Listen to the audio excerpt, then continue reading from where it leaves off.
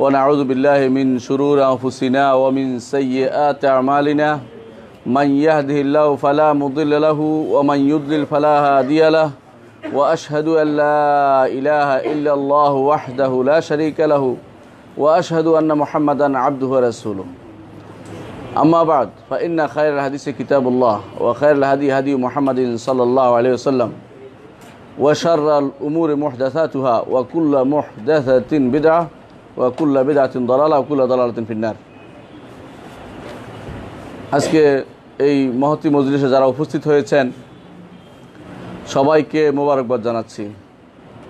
আল্লাহ তাআলার কাছে দোয়া করে তিনি যেন আমাদের এই মজলিসকে মজলিস জিকির হিসেবে গ্রহণ করেন, বলেন আমিন। আল্লাহ তাআলার কিছু ফেরেশতা আছে যারা এই সমস্ত এই মজলিসগুলোকে তাদের রহমতের ডানা দিয়ে ঢেকে দেন। হাদিসে আছে আল্লাহ তাআলা সেখানে রহমত নাজিল করেন, নাজিলাত আলাইহিস সাকিনা সেখানে নাজিল হয়। তার কাছে যারা আছে তাদের কাছে আমাদের কথা তিনি বলেন, এত বড় সৌভাগ্য আমাদের যা আমাদের কথা তিনি উচ্চারণ করবেন আল্লাহ তার মুখে, এর চেয়ে আর কি লাগে আমাদের। আল্লাহ তাআলা তিনি আমাদের কথা স্মরণ করবেন, এটাই তো বেশি দরকার। আল্লাহ তাআলা এরকম মজলিসগুলোকে এগুলো হচ্ছে আল্লাহ তাআলার দুনিয়ার বুকে, এগুলো হচ্ছে জান্নাতের বাগান। এগুলো বিভিন্ন হাদিস থেকে আমরা পাই। তো সত্যি সত্যি এই বাগানগুলোকে আমরা জান্নাতের বাগান হিসেবে নিতে পারি যদি এগুলোতে জান্নাতের আলোচনা থাকে, এমন আলোচনা থাকে যে আলোচনার মাধ্যমে আমরা জান্নাত লাভ করতে পারি। আমরা আজকের আলোচনার বিষয়ে যেটা আমরা সিদ্ধান্ত আগে থেকে নিয়েছি যে আলোচনার বিষয় হবে আল ইস্তিকামা। আল্লাহ তাআলা কোরআনে কারিমে মুহাম্মদ রাসূলুল্লাহ সাল্লাল্লাহু আলাইহি ওয়াসাল্লামকে বলছেন, ফাস্তাকিম কামা উমিরতা ওয়া মান তাবা মাআকা। ফাস্তাকিম কামা উমিরতা, আপনাকে যেভাবে নির্দেশ দেওয়া হয়েছে সেভাবে আপনি ইস্তিকামাত অর্জন করুন। রাসূলুল্লাহ সাল্লাল্লাহু আলাইহি ওয়াসাল্লাম তিনি বলেছেন, সাইয়াবাতনি হুদুন ওয়া আখাওয়াতুহা, হুদ এবং তার বোনরা আমাকে বৃদ্ধ বানিয়ে দিয়েছে। কোন হুদ? এটা সূরাতুল হুদ। আর তার বোনরা মানে এই জাতীয় হুদের সূরা হুদের মতো কিছু আয়াত আছে যেগুলো আমাকে বৃদ্ধ বানিয়ে দিয়েছে। রাসূলুল্লাহ সাল্লাল্লাহু আলাইহি ওয়াসাল্লামকে যখন জিজ্ঞাসা করা হলো, ইয়া রাসূলুল্লাহ আরা কাশিব, আমরা দেখতে পাচ্ছি আপনি বৃদ্ধ হয়ে গেছেন, তখন তিনি এই কথাটি বলেছেন, সাইয়াবাতনি হুদুন ওয়া আখাওয়াতুহা। এই যে ফাস্তাকিম কামা উমিরতা, সুতরাং আপনি দৃঢ়পদ হন, আপনি দৃঢ়তা অবলম্বন করুন, আপনি দিনের উপরে সুপ্রতিষ্ঠিত থাকুন যেভাবে আপনাকে নির্দেশ দেওয়া হয়েছে। এই আয়াতটি তাকে বৃদ্ধ বানিয়ে দিয়েছে। আল্লাহ, একটি আয়াত মানুষকে বৃদ্ধ বানিয়ে দেয় কখন? যখন আয়াতটির মর্ম মানুষ বুঝে। কখনো কখনো আমরা কোরআনে কারীম পুরোটা তেলাওয়াত করি, পুরো কোরআন তেলাওয়াত করার পরেও আমাদের অন্তরের মধ্যে সেই আবেগও আসে না এবং সেই অর্থ আমাদের অন্তরে ধারণ করি না আমরা। এই জন্য অনেকে কোরআন খতম করে, কিন্তু সলফে সালিহিন কখনো কখনো একটি আয়াত দিয়ে সারা রাত্র নামাজ আদায় করতেন। রাসূলুল্লাহ সাল্লাল্লাহু আলাইহি ওয়াসাল্লাম নিজেও তিনি একটি আয়াত দিয়ে সারা রাত্র তাহাজ্জুদ আদায় করেছেন, কারণ বুঝার জন্য আয়াত কোরআন নাজিল হয়েছে। আল্লাহ তাআলা বলে দিয়েছেন যে আফলা ইয়াদাব্বারুল কাওলা, তারা কি কথা বুঝে না, চিন্তা করে না? আল্লাহ তাআলা কোরআনে কারীমকে দিয়েছেন মানুষের গবেষণার জন্য, চিন্তার জন্য, অর্থ বোঝার জন্য এবং হেদায়েত নেওয়ার জন্য। যদি কেউ হেদায়েত না নেয় তো পড়ে তার লাভ হয় না কিছুই। এই জন্য হেদায়েত নেওয়ার জন্যই পড়তে হবে, অর্থ বুঝতে হবে। যারা কোরআন থেকে মানুষকে দূরে সরিয়ে রাখে, যারা মনে করে কোরআন থেকে হেদায়েত নেওয়া যাবে না, তারা আসলে ইসলামের দুশমন। কোরআন নাজিল করেছে আল্লাহ তাআলা বলছে হুদাল লিন্নাস, হুদাল লিল মুত্তাকিন। কোরআনকে আল্লাহ তাআলা তাদাব্বুরের জন্য নাজিল করেছে, চিন্তা গবেষণার জন্য। সুতরাং কোরআন থেকে গবেষণা করতে হবে, হেদায়েত নিতে হবে। রাসূলুল্লাহ সাল্লাল্লাহু আলাইহি ওয়াসাল্লাম একটি আয়াত যাকে বৃদ্ধ বানিয়ে দিয়েছে, এটা কি? ইস্তিকামতের কথা। কোরআনে কারিমে তাকে আল্লাহ তাআলা বলছেন, ফাস্তাকিম কামা উমিরতা ওয়া মান তাবা মাআকা ইন্নাহু বিমা তা'মালুনা বাসীর। সুতরাং আপনি ইস্তিকামত অর্জন করুন যেভাবে আপনাকে নির্দেশ দেওয়া হয়েছে, এবং আপনার সাথে যারা তওবা করেছে তারাও, অর্থাৎ সাহাবায়ে কেরাম। ইস্তিকামত কারা অর্জন করেছে দেখুন, ইন্নাহু বিমা তা'মালুনা বাসীর, নিশ্চয়ই তিনি তোমরা যা করো তা দেখছেন। এটা একটাই যথেষ্ট। রাসূলুল্লাহ সাল্লাল্লাহু আলাইহি ওয়াসাল্লাম ইহসানের যে সংজ্ঞা দিয়েছেন আপনাদের মনে আছে, আন তা'বুদাল্লাহা কাআন্নাকা তারাহু ফাইন লাম তাকুন তারাহু ফাইন্নাহু ইয়ারাকা।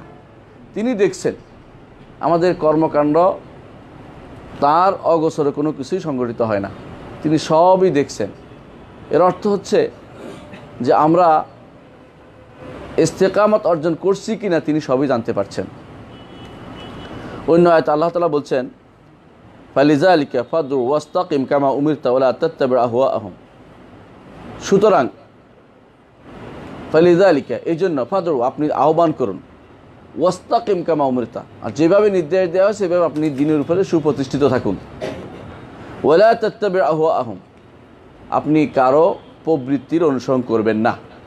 অর্থাৎ ইস্তিকামত অনুসরণ করবে, ইস্তিকামত থাকবেন, না হলে প্রবৃত্তির অনুসরণ হবে।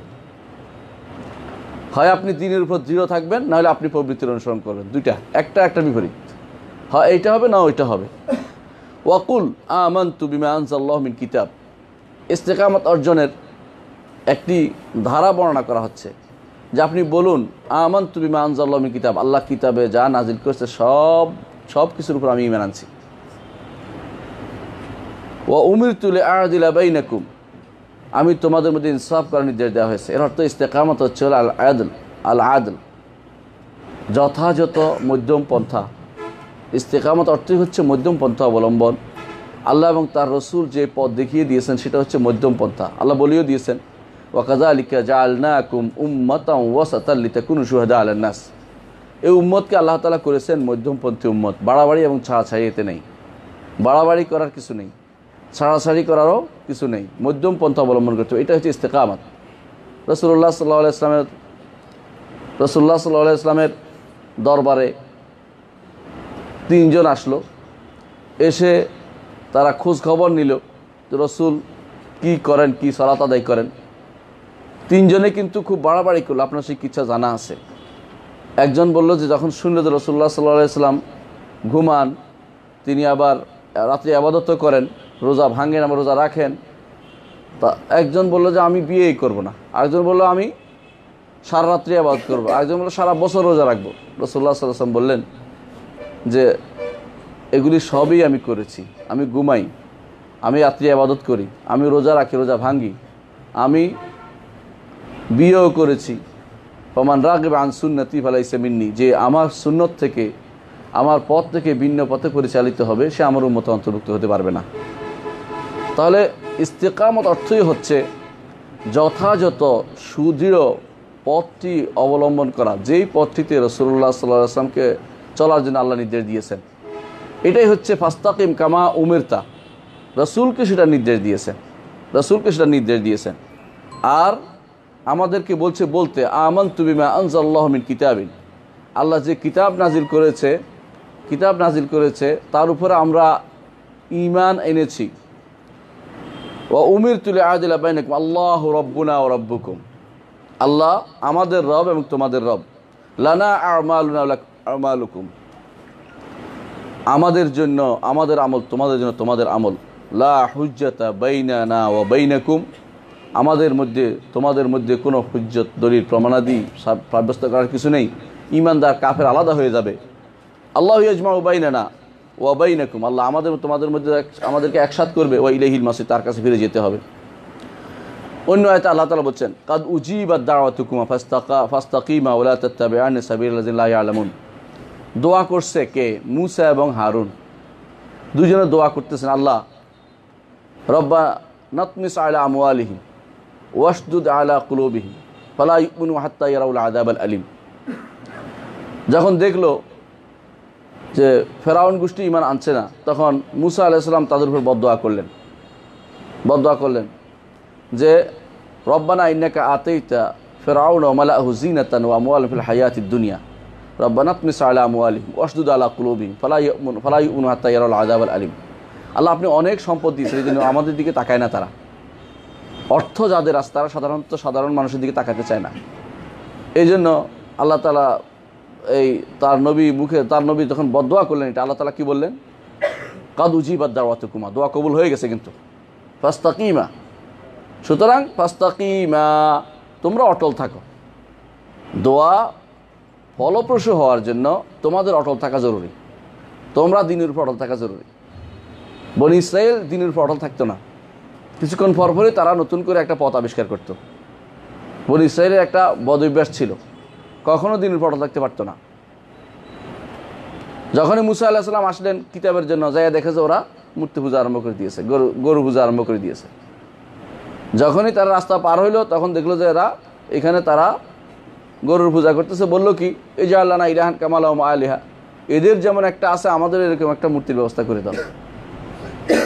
এইভাবে যখনই সুযোগ পায় তারা দিন থেকে এদিক সেদিক হয়ে যায়। এই জন্য আল্লাহ তাআলা তার নবীকে নির্দেশ দিলেন, মুসা আলাইহিস সালাতু ওয়াস সালামকে, যে ফাস্তাকিমা, উভয়ে তোমরা দ্বীনের উপর অটল থাকো। কাকে? মুসা এবং হারুনকে। উভয় অটল থাকার অর্থ হচ্ছে উম্মতকে নিয়ে অটল থাকার কথা বলা হচ্ছে, অটল থাকতে হবে। আল্লাহর দ্বীনের উপর অটল থাকার অর্থ হচ্ছে কখনো দুনিয়ার বিপদ অথবা দ্বীনি কোনো সমস্যা, কোনো নিজের সমস্যা দেখলে দ্বীন থেকে বিমুখ হওয়া যাবে না, এদিক সেদিক করা যাবে না, ছাড় দেওয়া যাবে না। এটা হচ্ছে ইস্তেকামত, কোনো রকমে ছাড় দেওয়া যাবে না। কি লাভ হবে সেটা পরিণতি আল্লাহ তাআলা বলে দিয়েছেন, ইন্নাল্লাযীনা ক্বালু রাব্বুনাল্লাহ সুম্মা ইসতাকামু, যারা বলবে রব্বুনাল্লাহ, আমাদের রব আল্লাহ। রব আল্লাহ বলার অর্থ হচ্ছে আল্লাহরই একমাত্র ইবাদত করা। রব্বুনাল্লাহ সুম্মা ইসতাকামু, তারপর এটার উপর দৃঢ়পদ রয়েছে, অর্থাৎ এই ইবাদত আল্লাহর জন্য করছে, সেখানে আর কোনো দিকে তাকাচ্ছে না। কি হবে? তাদের একমাত্র আল্লাহর জন্য ইবাদত করছে রব্বুনাল্লাহ বলে। কি হবে? তাতানাজ্জালু আলাইহিমুল মালাইকা আল্লা তাখাফু ওয়া লা তাহজানু ওয়া আবশিরু বিল জান্নাতি আল্লাতী কুনতুম তুআদুন। তাদের উপর নাজিল করা হবে ফেরেশতা। কখন নাজিল করা হবে? দুইটা তাফসীর আছে, দুইটাই শুদ্ধ। একটি হচ্ছে ফেরেশতা নাজিল হবে যখন মৃত্যুর সময় ফেরেশতা নাজিল হবে। নাজিল হয়ে বলবে, ভয় নেই, তোমরা দৃঢ়পদ ছিলে দ্বীনের উপরে। এই জন্য যারা ইকবাল আখিরা হয়, নেককার বান্দারা যখন আখিরাতমুখী হয় তাদের মধ্যে ভয়টা কম থাকে, যে আমার যেতে হবে, আল্লাহর উপর আমার ভরসা আছে, আমি ভালো কাজ করতে চেষ্টা করেছি, আমি শিরিক করিনি, আমি বেদাত করিনি, কুফরি করিনি, দ্বীনের উপর অটল থেকেছি, দিন পুরো সবসময় আমি দ্বীনের উপর থাকতে চেষ্টা করেছি। এই জন্য তার মধ্যে একটা আনন্দ আসে। এই জন্য রাসূলুল্লাহ সাল্লাল্লাহু আলাইহি ওয়াসাল্লাম হাদিসেও আছে যে আনন্দ আসে, ইমানদারের মধ্যে আনন্দ আসে। আলা আরাকে জাবিনিহি, তার কপালের ঘামের মাধ্যমে তার জান চলে যাচ্ছে। আর অন্য হাদিসে আছে তার সারা শরীরে রূপ আলায়, যে তাকে বের করতে কষ্ট দেওয়া হবে, সে বুঝতে পারে, এমনকি নখের গোড়া পর্যন্ত চলে যায়। তারপর সেখান থেকে আইয়াতুহান নাফসুল খাবিসাকে টেনে টেনে বের করে তাকে, যেমনিভাবে কোনো তুলা পোড়ানো জিনিস থেকে বের করে নিয়ে আসে, এভাবে তাদের কষ্ট দিয়ে বের করে নিয়ে আসে। তো এই জাতীয় জিনিসের বিপরীতে হচ্ছে যারা ঈমানের উপর অটল থাকবে তাদেরকে আল্লাহ তাআলা বলছেন, ইন্নাল্লাযীনা ক্বালু রাব্বুনাল্লাহু সুম্মা ইসতাকামু, যারা বলবে আমাদের রব হচ্ছেন আল্লাহ তাআলা, সুম্মা ইসতাকামু, তারপর এর উপর দৃঢ়পদ হবে, তাতানাজ্জালু আলাইহিমুল মালাইকা আল্লা তাখাফু ওয়া লা তাহজানু, ফেরেশতা নাজিল হয় মৃত্যুর সময়, যে লা তাখাফু ওয়া লা তাহজানু, সামনের জীবনের জন্য ভয় করো না, ওয়া লা তাহজানু, পিছনে যা করেছে পেরেশান হয়ো না, ওয়া আবশিরু বিল জান্নাতি আল্লাতী কুনতুম তুআদুন, ওই জান্নাত তোমাদেরকে দেওয়া হবে যে জান্নাতের ওয়াদা তোমাদের করা হচ্ছে, এই নিয়ে সুসংবাদ গ্রহণ করো। ঠিক অনুরূপভাবে আরেকটি তাফসীর হচ্ছে হাসরের মাঠে তাদেরকে বলা হবে এটা, ইন্নাল্লাযীনা ক্বালু রাব্বুনাল্লাহু সুম্মা ইসতাকামু তাতানাজ্জালু আলাইহিমুল মালাইকা আল্লা তাখাফু ওয়া লা তাহজানু ওয়া আবশিরু বিল জান্নাতি আল্লাতী কুনতুম তুআদুন। সেখানেও বলা হবে যে ভয় নাই, ভয় নাই, তোমরা যা করেছো আল্লাহ তাআলা খুশি, আমরা তো নাহনু আউলিয়াউকুম ফিল হায়াতিদ দুনিয়া ফিল আখিরাহ, দুনিয়া আখিরাতে সবখানে আমরা তোমাদের বন্ধু। ফেরেশতা যাদের বন্ধু হয় তাদের শত্রু কেউ নাই, আলহামদুলিল্লাহ। শত্রু কিছু করতে পারে না। রাসূলুল্লাহ সাল্লাল্লাহু আলাইহি ওয়াসাল্লামের বন্ধু ছিল ফেরেশতারা। ওহুদের যুদ্ধে, বদরের যুদ্ধে, বিভিন্ন যুদ্ধে তারা আসছে, তারা সহযোগিতা করেছে এবং আল্লাহ তাআলা আয়াত নাজিল করে জানিয়ে দিয়েছেন যে ফেরেশতারা তোমাদের সাহায্য করছে। কোরআনে কারীম বলেছেন যে কখনো 3000, কখনো 5000 এভাবে ঘোষণা করা হয়েছে। কী জন্য? সাহায্যকারী ফেরেশতারা রয়েছেন। আল্লাহ তাআলা কোরআনে কারীম বলেছেন ইরসুল আলাইকুম হাফাজা, ফেরেশতারা হেফাজত করার জন্য তোমাদের জন্য আল্লাহ তাআলা প্রেরণ করে থাকেন। এর অর্থ হচ্ছে এই ফেরেশতারা দুনিয়ার বুকেও বন্ধু ছিল, তোমাদের আখিরাতে তোমাদের বন্ধু হবে। নাহনু আউলিয়াউকুম ফিল হায়াতিদ দুনিয়া ফিল আখিরা ওয়া লাকুম ফিহা মা তাশতাহি আনফুসুকুম ওয়া লাকুম ফিহা মা তাদউন। সেখানে যা তোমরা এখানে চাও সব পাবে, আর যেখানে যা দাবি করবা তাই পাবে। একটি হচ্ছে এমনি পাওয়া, আরেকটি হচ্ছে আমার এইটা আমার চাই। দুইটা জিনিস বেশ কম আছে। এমনি যা পাবেন তার উপরে মন থেকে আকাঙ্ক্ষা করা মাত্রই চলে আসবে, আরেকটা এমনিই পাওয়া যাবে। দুইটা জিনিস পাওয়া যাবে সেখানে। ওয়া লাকুম ফিহা মা তাশতাহি আনফুসুকুম ওয়া লাকুম ফিহা মা তাদউন নুজুলাম মিন গাফুরির রাহিম। কী জন্য পাবে? শুধু একটি কাজ, ইস্তেকামাতের জন্য। এই ইস্তেকামাতটাই কঠিন। শাইখুল ইসলাম ইবনে তাইমিয়া রাহমাতুল্লাহ আলাইহি বলতেন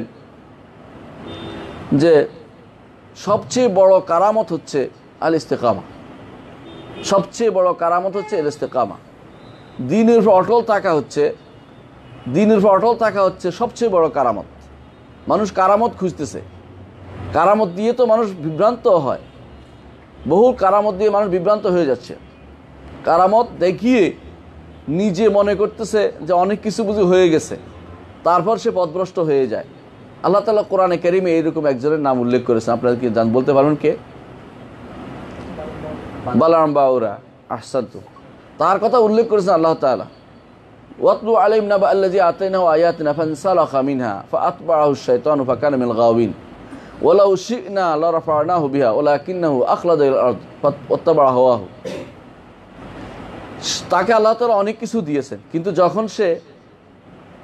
যখন সে অহংকারে পড়ল পাওয়ার পরে, তখন কিন্তু সে পথহারা হয়ে গেল।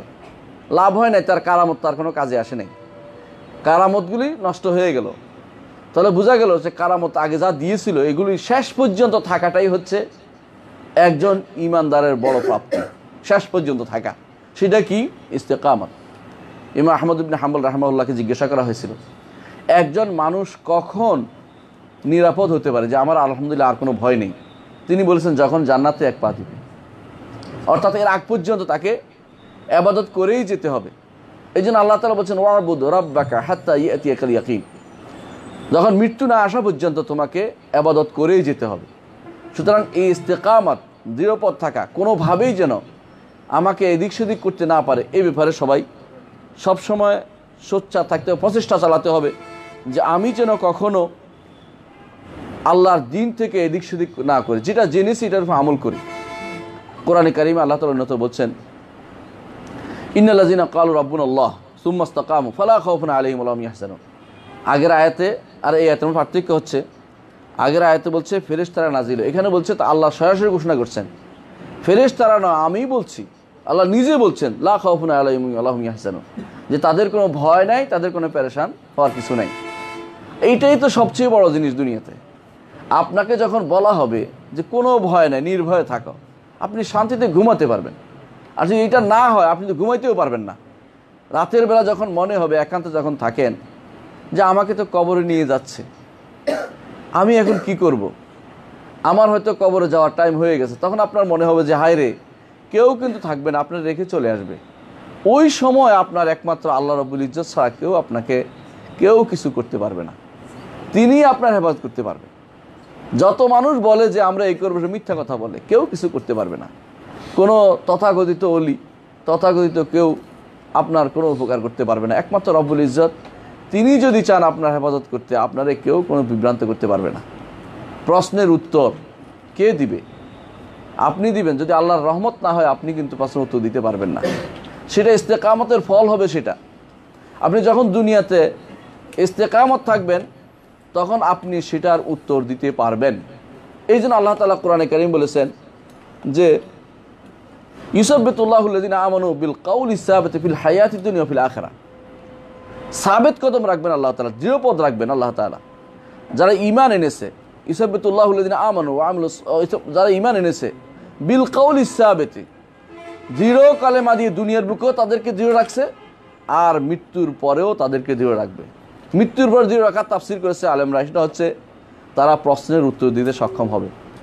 দুনিয়ার বুকে যারা ইস্তেকামতের উপর থাকবে, দৃঢ়পদ থাকবে, আল্লাহর দ্বীনের উপরে তারা অটল থাকবে, কোনোভাবে আল্লাহর দ্বীন থেকে এদিক সেদিক যাবে না, তারাই সত্যিকার অর্থে তারাই হচ্ছে আল্লাহর খাঁটি বান্দা, যাদেরকে আল্লাহ তাআলা তিনি মৃত্যুর পরে তাদের প্রত্যেককে তাদের মুখ দিয়ে বের করে দিবেন কি রাব্বি আল্লাহ ওয়া দীনি আল ইসলাম ওয়া নবী মুহাম্মদ সাল্লাল্লাহু আলাইহি ওয়াসাল্লাম। নাহলে আপনি মুখস্থ করে গেলে উত্তর দিতে পারবেন না, কিন্তু কোনো ক্যাসেট বাজাইলেও হবে না। তাহলে আপনার আমার সবার জন্য যেটা জরুরি সেটা হচ্ছে যে কোনোভাবেই আমরা আল্লাহর দ্বীন থেকে এদিক সেদিক করব না। আলী রাদিয়াল্লাহু আনহুকে জিজ্ঞাসা করা হয়েছিল ইস্তেকামা কী জিনিস, ওমর রাদিয়াল্লাহু আনহুকে। ওমর রাদিয়াল্লাহু আনহু বলছেন যে যখন তুমি আল্লাহর ঈমান এনেছ তারপর সেটার উপর অটল থাকবে এবং কোনোভাবেই শিয়ালের মতো এদিক সেদিক করবে না। শিয়ালের মতো বুঝেন কিনা, সবখানে সবার কাছে সমান, সবার কাছে আনন্দ পেতে, সবার কাছে আপনি যদি কোনো ভালো হতে চান কারো কাছে ভালো হতে পারবেন না। আপনাকে ভালো হতে হবে আল্লাহর কাছে, আপনাকে ভালো হতে হবে আল্লাহর কাছে। যে সবার কাছে ভালো হতে চান তো কীরকম হবে, হুদের মতো, ইয়া হুদু কাদ কুনতা ফিনা মারজুয়ান ক্বাবলা হাযা, হে হুদ এর আগে তো তোমার উপর খুব আশাবাদী ছিলাম আমরা। মানে ধোকা কেমনে দেয় দেখেন, এর আগে তো তোমার বাদে খুব আশাবাদী ছিলাম। আপনাকেও এরকম বলবে যে তুমি তো আগে ভালোই দেখছিলাম, তোমাকে কে বললো দাঁড়িয়ে রাখতে, তোমাকে কে বললো হুজুরের মতো চলতে, তোমাকে তো ভালোই মনে করছিলাম যে তুমি ম্যাজিস্ট্রেট হইবে, তুমি এই হইবে ওই হবে, তুমি তো জীবনটা শেষ করে দিলে। এইভাবে বলার মতো লোক আছে, বলবে আপনাকে কাদ কুনতা ফিনা মারজুয়ান ক্বাবলা হাযা, তুমি তো আমাদের মধ্যে অনেক আশার বাণী শুনাইছিলে, আশার জায়গা ছিল, হ্যাঁ আশার ক্ষেত্র ছিল।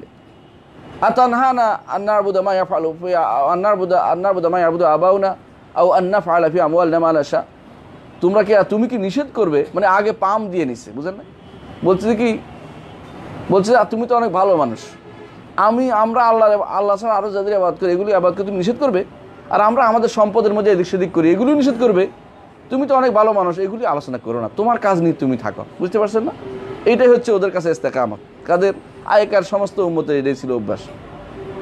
ক্বালাল মালাউল্লাযিনা ইসতাকবারু, এরা এটাই করতো, এরা এদের কাছে প্রিয় জিনিসও হলো এটা যে মানুষকে দৃঢ়পদ থাকতে দিবে না। আরও কি বলছে সেটা জান, ইন্নাকা আনতাল হালিমুর রাশিদ, তুমি তো অনেক সহিষ্ণু, তুমি তো গাধার মতো খাটতে পারো, তোমার তো কোনো সমস্যাই নাই। এভাবে বলে আপনাকে বিভ্রান্ত করবে, আপনাকে বলবে আপনি তো এরকম ছিলেন না, আপনি হঠাৎ করে পরিবর্তন হয়ে গেছেন, আপনি তো ভালোই ছিলেন, কি দরকার ছিল কথা বলার, কি দরকার ছিল আপনার সমস্যা তৈরি করার, আপনার তো অনেক লোক আছিল আপনার সহযোগী, আপনার কথা শুনতো ইত্যাদি ইত্যাদি। কিন্তু আল্লাহ তাআলা বলছেন এইভাবে কিন্তু দুনিয়ার বুকে যারা অটল থাকবে না, দুনিয়ার বুকে আল্লাহর দিন অটল থাকবে না, আখিরাতে তারা অটল থাকতে পারবে না, প্রশ্ন উত্তর দিতে পারবে না। প্রশ্নের উত্তর দিতে হলে দুনিয়ার বুকে অটল থাকতে হবে। এই অটলটা হচ্ছে দ্বীনের উপরে, যেটা মুহাম্মদ সাল্লাল্লাহু আলাইহি ওয়াসাল্লাম দেখিয়ে দিয়েছেন। আল্লাহ তাআলা বলেছেন ফালা খাউফুন আলাইহিম ওয়া লা হুম ইয়াহজানুন, আল্লাহ নিজে বলছেন তাদের কোনো ভয় নেই। অন্য আয়াতে আল্লাহ তাআলা বলছেন ওয়া আল্লাহু ইসতাকামু আলাত তারিকাতি লাসকাইনাহুম মাআন গাদাকা, যদি তারা আল্লাহর পথের উপরে অটল না থাকে তাহলে তাদেরকে আমরা কি খাওয়াবে, কি খারাপ পানি পান করাবে সেটা আল্লাহ তাআলা বলে দিয়েছেন। যদি থাকে আল্লাহ তাআলা তাকে ভালো পথে নিয়ে রাখবে, জান্নাতের পথ দিবে, না থাকলে জাহান্নামের পথ দিবে, সেটা আল্লাহ তাআলা বলে দিয়েছেন। অন্য আয়াতে আল্লাহ তাআলা বলছেন কুল ইন্নামা আনা বাশারুম মিসলুকুম ইউহা ইলাইয়া আন্নামা ইলাহুকুম ইলাহুন ওয়াহিদ, বলুন, দেখুন তাওহীদের ঘোষণা আসছে, আমি বলবো পরে, তাওহীদের ঘোষণা আছে, বলুন ইন্নামা আনা বাশারুম মিসলুকুম, আমি তো তোমাদের মতো একজন মানুষ। এই আয়াতটা কতবার আল্লাহ তাআলা কোরআনে কারীম বলেছেন আপনারা জানেন, বহুবার বলেছে। কিন্তু তারপরেও দেখবেন প্রশ্ন আসবে, কেউ প্রশ্ন করবে নবী কি রসুল কি মানুষ না জিন নাকি নবী নূর, এই প্রশ্ন আসতেই থাকবে। আল্লাহর কোরআন যদি কোনো না পড়ে কিভাবে তারা হেদায়েত পাবে? আল্লাহর কোরআন পড়লেই বোঝা যায় কি। এই জন্য ইবনে আব্বাস রাদিয়াল্লাহু আনহু বলেছেন যে আল্লাহ তাআলা কোরআনকে এমনভাবে করেছেন যে কোনো দিন আল্লাহ তাআলা বলছেন লা ইয়াদুল্লু ওয়ালা ইয়াশকা, দুনিয়ার বুকে পথভ্রষ্ট হবে না আঁকড়ে থাকলে, আর আখিরাতে হতভাগা হবে না কেউ যদি আঁকড়ে থাকে। লা ইয়াদুল্লু ওয়ালা ইয়াশকা, কোরআন আল্লাহ বলেছেন এটা। লা ইয়াদুল্লু ওয়ালা ইয়াশকা। সুতরাং ইন্নামা আনা বাশারুম মিসলুকুম, রাসূল বলতেছেন বলুন বলুন যে আমি তোমাদের মতো একজন মানুষ। ইউহা ইলাইয়া, আমার কাছে ওয়াহি আসে। ইন্নামা ইলাহুকুম ইলাহুন ওয়াহিদ, যে তোমাদের একজন ওয়াহি, তোমাদের একজন ইলাহ আছে, আর কোনো ইলাহ নেই। এ ওয়াহি, এটাই ইলাহ কয়জন? একজন। এরপর বলছে ফাস্তাকিমু ইলাইহি, এই যে বাণীটা বললো এর উপরে দৃঢ় থাকো, আল্লাহ ছাড়া কারো ইবাদত করা যাবে না। এই জন্য এইটার তাফসীর করেছে আবু বকর রাদিয়াল্লাহু আনহু। আল্লাহু আকবার। উম্মতের মধ্যে সবচেয়ে বড় ইস্তেকামত যার মধ্যে ছিল তিনি হচ্ছেন আবু বকর রাদিয়াল্লাহু আনহু। তিনি কি তাফসীর করেছেন? বলছে আল ইস্তিকামাতু আল্লাহ তুশরিক বিল্লাহি শাইআন, আল্লাহ তুশরিক বিল্লাহি শাইআন। ইস্তিকামত হচ্ছে আল্লাহর সাথে কাউকে শরীক না করা। কেন কেন এই আয়াত দিয়ে পাওয়া গেল? কেন?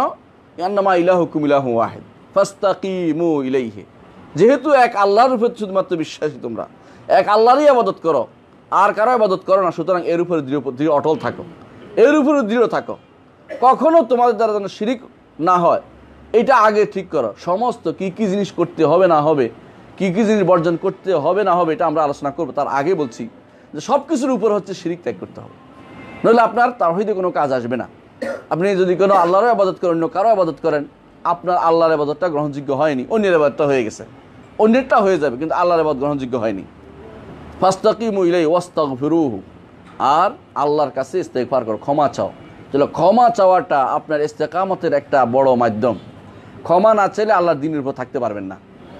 আমি কয়েকদিন আগে একজনকে বলেছিলাম যে দুইজন, একজন হচ্ছে ইবলিস, একজন হচ্ছে আদম, দুজনের মধ্যে একটা চারিত্রিক বৈশিষ্ট্য কি জানেন? ইবলিস কি বলল? ইবলিস বলল রব্বে বিমা আগওয়াইতানি, হে রব আপনি আমাকে পথভ্রষ্ট করে দিলেন। আর কি করেছিল ইবলিস? ইবলিস একটা কথা মানে নাই, আল্লাহর একটা নির্দেশ মানে নাই। এর বিপরীতে কি বলল? আল্লাহ আপনি আমাকে পথভ্রষ্ট করে দিলেন। দোষটা কারে দিল? আল্লাহকে দিল। খেয়াল করেছেন? আরেকজন হলো কি আদম আলাইহিস সালাতু ওয়াস সালাম, তিনি একটা কথা মানেননি, না মেনে কি করেছেন? গাছ থেকে খেয়েছেন। এরপরে কি বলছেন? রব্বানা যালামনা আনফুসানা ওয়া ইল্লাম তাগফির লানা ওয়া তারহামনা লানাকুন্না মিনাল খাসিরিন। আল্লাহ আমি জুলুম করেছি, যদি ক্ষমা না করো আমি শেষ হয়ে যাব, আমি ক্ষতিগ্রস্ত হয়ে যাব। একজনে উল্টা দিকে রওনা হয়েছে, আরেকজনে নিজের দোষটা নিজের উপর নিছে, নিজে ক্ষমা চেয়েছে। ক্ষমা চাওয়ার কারণে তিনি অটল আছেন আল্লাহ দ্বীনের উপরে। আর যিনি ক্ষমা চান নাই, উল্টা বলেছেন, তিনি দিনের উল্টা পথে চলে গেছেন। এইটাই করে তাবৎ নাস্তিকরা যদি উল্টা পথে চলে। কেন? তারা আল্লাহ হেদায়েতের পথে তারা থাকতে পারছে না। এই জন্যই হেদায়েতে থাকার জন্য, ইস্তেকামতে থাকার জন্য অবশ্যই ইস্তেগফার লাগবে, আল্লাহর কাছে ক্ষমা চাইতে হবে। আদম যদি বলতেন যে আল্লাহ আপনি ওই গাছটা কেন দিলেন, আপনি তো জানতেন যে আমি রাখবো, তো এটা রাখলেন কেন? এখানে ফেলে দিতেন, দুনিয়া ওখানে দিয়ে আসতেন। এরকম তো বলেন না। তিনি কি বলছেন? আমার ভুল হয়ে গেছে, আমি ওখানে কেন গেছি। এটাই আল্লাহ তাআলা এটাই চান বান্দার কাছে, যে তুমি ইস্তেকামত অর্জন করতে হলে ইস্তেগফার করো। কিবির করে, অহংকার করে ইস্তেকামত অর্জন করা যায় না। আল্লাহর দ্বীনের উপর অটল থাকতে হলে ভুল হবেই। কুল্লু বনি আদম খাত্তা ও খায়রুল খাত্তাইনা আত-তাওয়াবুন, ভুল হবেই। এমন কোনো মানুষ বলতে পারবে না যে আল্লাহর হক আদায় করতে পেরেছে, কখনোই পারবে না। এই জন্য ইমাম তাহাবী রহমতুল্লাহ একটা কথা বলেছেন, যদি আল্লাহ সমস্ত মানুষকে যদি কোনো তিনি জাহান্নামে দেয়, এটা হলো তার আদল। আর যদি কোনো তাকে জান্নাতে দেয়, এটা হলো তার জন্য কি?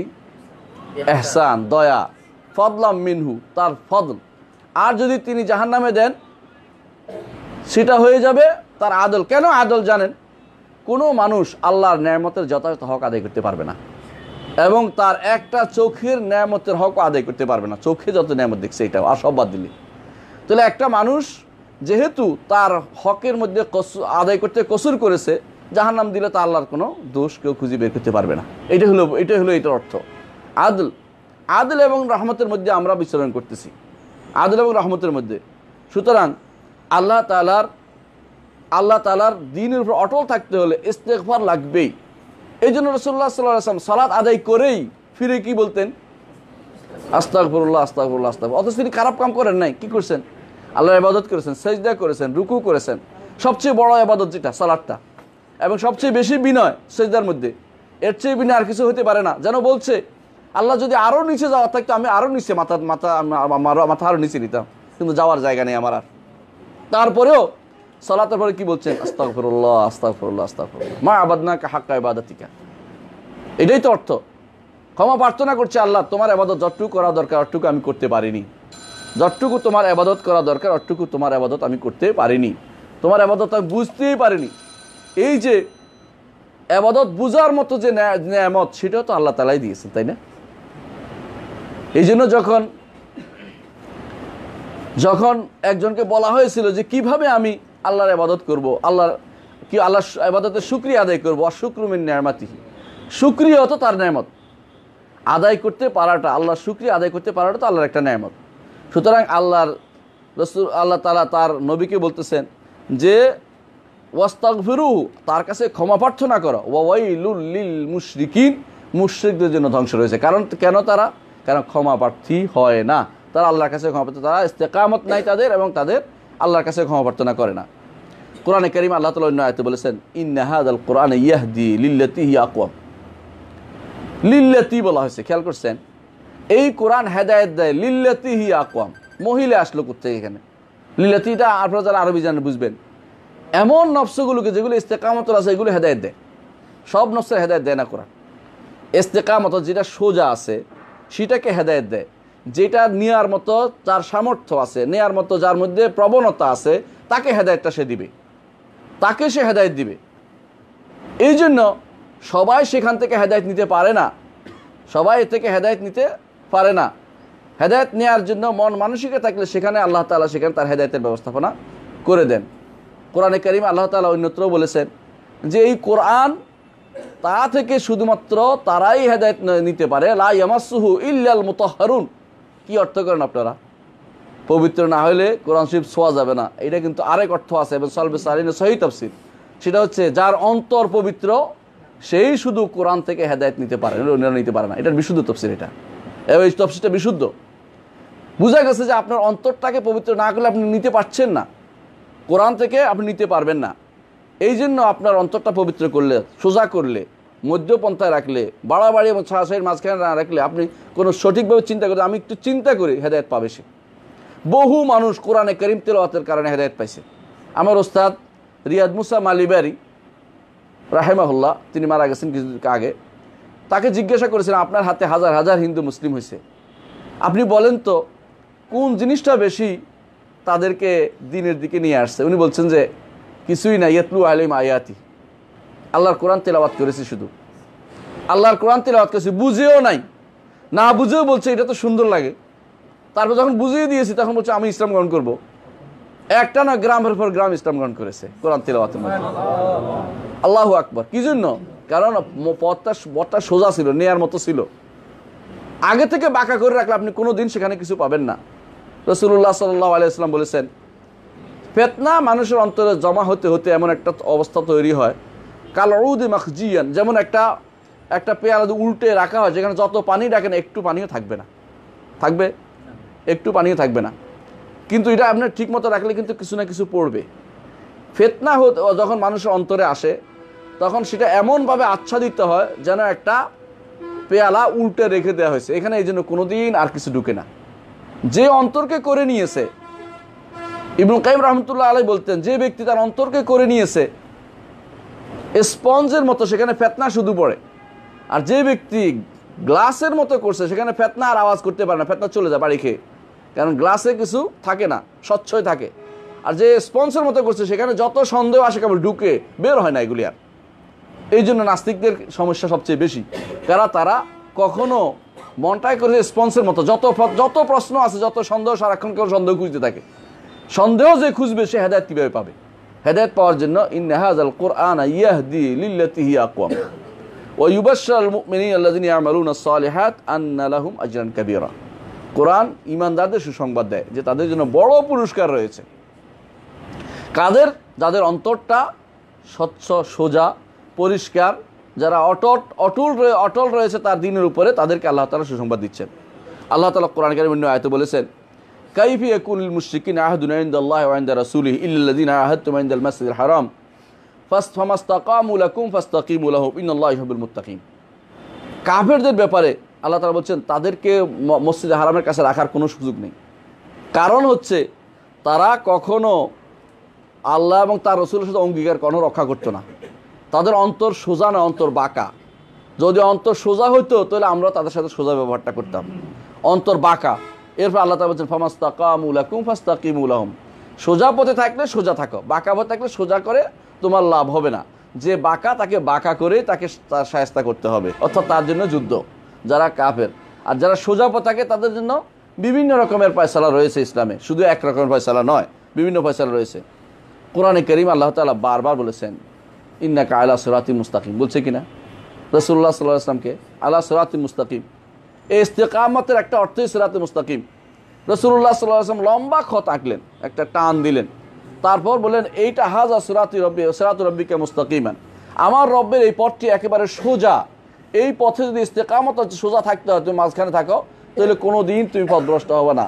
ও এর দুই পাশে রাসূল অনেকগুলো টান দিলেন, বললেন এগুলি হচ্ছে শয়তানের রাস্তা, প্রত্যেকটার মাথায় মাথায় একটা শয়তান বসে আছে এবং সে বলতে থাকে হালুম্মা ইলাইয়া, হালুম্মা ইলাইয়া, আমার দিকে আসো, আমার দিকে আসো, আমার দিকে আসো। যদি কেউ ওইদিকে যায় তাহলে সহজ পথটা আর খুঁজে পাবে না। এই জন্য সহজ পথটা আল্লাহর কাছে চাইতে হয়।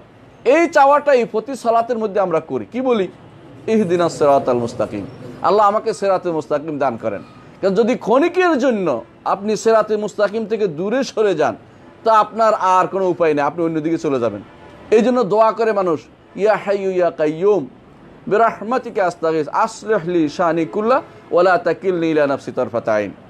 এই দোয়াটা প্রত্যেকটি মানুষই করতে হয়। যখনই মনে আসবে এটা করবেন। কেন? ক্ষণিকের মধ্যে আপনি ঈমান হারা হয়ে যেতে পারেন, ক্ষণিকের মধ্যে শয়তান আপনাকে বিশ্বাস করে দিতে পারে, জীবনের আমল সব পণ্ড করে দিতে পারে। এই জন্য সর্বক্ষণিক আপনার মুখে দোয়াটা থাকবে ইয়া হাইয়্যু ইয়া কাইয়্যুম বিরহমাতিকা আস্তাগীস। আপনার রহমত ছাড়া উদ্ধার করার কোনো উপায় নেই, আমার কেউ উদ্ধার করতে পারবে না, কেউ উদ্ধার করতে পারবে না। আমি একবার কুমিল্লাতে গেলাম, এক বড় মাদ্রাসা, নাম বলবো না, সেখানে দিঘির পাড়ে মাদ্রাসা। তো বসে আছি, একজন বলতেছে যে আমাদের চিনে নাই কেউ, আমি আর আমার বড় ভাই বসে আছি। বলতেছে যে আমরা জিজ্ঞাসা করলাম যে উনি কি কোথায় গেছে? উনি পীর সাহেবের সাথে দেখা করতে গেছে। তো আমরা কিছু বললাম, শেষে বললাম যে উনি নিজেই পীর সাহেবের কারামত বর্ণনা করলেন। সেটা হচ্ছে যখন মৃত্যুর সময় আসবে তখন এক গ্লাস মুত নিয়ে আসবে শয়তান, কি মুত খাইয়ে দিবে, এই জন্য পীর সাহেব তখন এই মুতটা সরাই দিবে। নাউযুবিল্লাহ। কেউ সরাতে পারবে না, কেউ সরাতে পারবে না, একমাত্র আল্লাহ রব্বুল ইজ্জত। তিনি তার উপরে ভরসা করলে তিনি ইস্তেকামতের কারণে তাকে ভয় মুক্ত করবেন এবং তাকে জান্নাতের পথ দেখাবেন। আর কেউ কিছু করতে পারবে না কোনো মানুষ। কারো উপরে ভরসা করলে সে নির্ঘাত শিরকের মধ্যে লিপ্ত হবে। এইটাই হচ্ছে ভরসার নাম। যারা অমুকের উপর তমুকের ভরসা করে তারা শিরকে লিপ্ত হয়। ইস্তেকামত হচ্ছে একমাত্র আল্লাহর উপর ভরসা করবে, আল্লাহর উপর ভরসা করে তার জীবনটা পরিচালিত করবে। কোনো মানুষের উপরে, কোনো কিছুর উপরে, কোনো জিনের উপরে, কারো উপরে সে ভরসা করবে না। এটাই হচ্ছে ইস্তেকামত। ইহদিনাস সিরাতাল মুস্তাকিম সারা বছর আমরা বলি, কিন্তু পাই না কেন? অন্তর থেকে কখনো আমরা আসলে আল্লাহর কাছে ইহদিনাস সিরাতাল মুস্তাকিম চাই না। চাইলে কিন্তু সিরাতাল মুস্তাকিম পাইতাম। আল্লাহ তাআলা দোয়া কবুল করেন। আল্লাহ বলেই দিয়েছেন উদউনি আস্তাজিব লাকুম, আমাকে ডাকো আমি তোমার ডাকে সাড়া দেব। ইন্নাল্লাযিনা ইস্তাকবুরুনা আন ইবাদাতি সায়াদখুলুনা জাহান্নামা দাখিরিন, যারা আমাকে না ডাকার কারণে আমার ইবাদত করা বন্ধ করে দিয়েছে। অর্থাৎ ইবাদত যে দোয়া যে ইবাদত, এই দুই আয়াতে প্রমাণিত হলো। আমাকে না ডাকার কারণে আমার ইবাদত করে না, সায়াদখুলুনা জাহান্নামা দাখিরিন, জাহান্নামে তারা নিকৃষ্ট অবস্থায় তারা প্রবেশ করবে। তো আল্লাহর ইবাদত না করলে জাহান্নামে যাবে, আল্লাহর ইবাদত করলে জান্নাতে যাবে। কিন্তু আল্লাহর ইবাদত করার জন্য আপনার আমার উচিত হবে আমি কি বলতেছি সেটা বুঝা, একটু বুঝে নিয়ে আমি কি বলতেছি। ইহদিনাস সিরাতাল মুস্তাকিম। ইবনুল কাইয়িম রাহমাতুল্লাহ আলাইহি বলেন যে আমি চিন্তা করলাম যে কেন প্রতি রাকাতে সেটা বলতে হয়। কারণ একটা বিরাট সময় আমার পার হয়ে গেছে, আমি জানি না আমার আমলগুলো সিরাতাল মুস্তাকিম হয়েছে কিনা, আগে চলে গেছে। এখন কিছু কাজ করছি যেটা সিরাতাল মুস্তাকিম আছে কিনা এটাও জানি না। এরপরে কিছু কাজ করব সেটাও সিরাতাল মুস্তাকিমের কাছে হবে কিনা সেটাও জানি না। আমার অতীত, বর্তমান, ভবিষ্যৎ সমস্ত আমলের দরকার সিরাতাল মুস্তাকিম। এই জন্য আমার প্রতি মুহূর্তে যদি ইহদিনাস সিরাতাল মুস্তাকিম সারাদিন মুখ থেকে বেরোয় তাও বেশি কম হইতো আমার জন্য, কারণ আমার বেশি দরকার এটা। এই জন্য দিন রাতে আপনি এতবার ইহদিনাস সিরাতাল মুস্তাকিম কেন বলেন, এটা হিকমত তিনি বের করেছেন। ইবনুল কাইয়িম রাহমাতুল্লাহ আলাইহি, যে এটাই আমার জীবনের সবচেয়ে বড় চরম পাওয়া, যে ইহদিনাস সিরাতাল মুস্তাকিম, সিরাতুল মুস্তাকিম দেন। সিরাতুল মুস্তাকিম হলে কি হবে? আল্লাহ তাআলা কোরআনে কারীমে অন্য আয়াতে বলে দিয়েছেন, সিরাতুল মুস্তাকিম হলে উলাইকা আল্লাযিনা আনআমা আল্লাহু আলাইহিম মিনান নাবিয়্যিন ওয়াস সিদ্দীকিন ওয়াশ শুহাদা ওয়াস সালিহিন ওয়া হাসুনা উলাইকা রাফিকা। যদি কেউ সিরাতুল মুস্তাকিমে থাকবে, কার সাথে থাকবে? নবীদের সাথে, সিদ্দিকদের সাথে, শহীদদের সাথে, নেককারদের সাথে। আর তাদের সাথে বন্ধুত্ব হচ্ছে সবচেয়ে বেশি আনন্দঘন বন্ধুত্ব।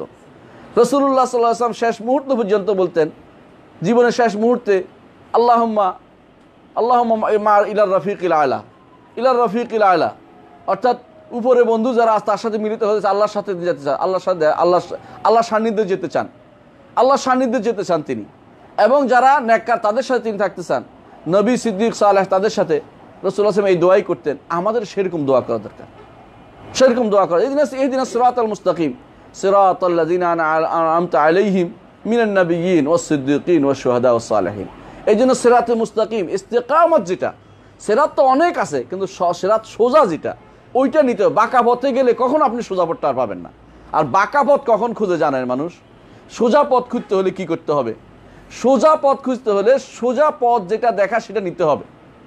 এই কোরআন সোজা পথ দেখায়, রাসূলুল্লাহ সাল্লাল্লাহু আলাইহি ওয়াসাল্লামের সহিহ হাদিস সোজা পথ দেখায়। এর বাইরে আপনি সোজা পথ কোথায় খুঁজে পাবেন?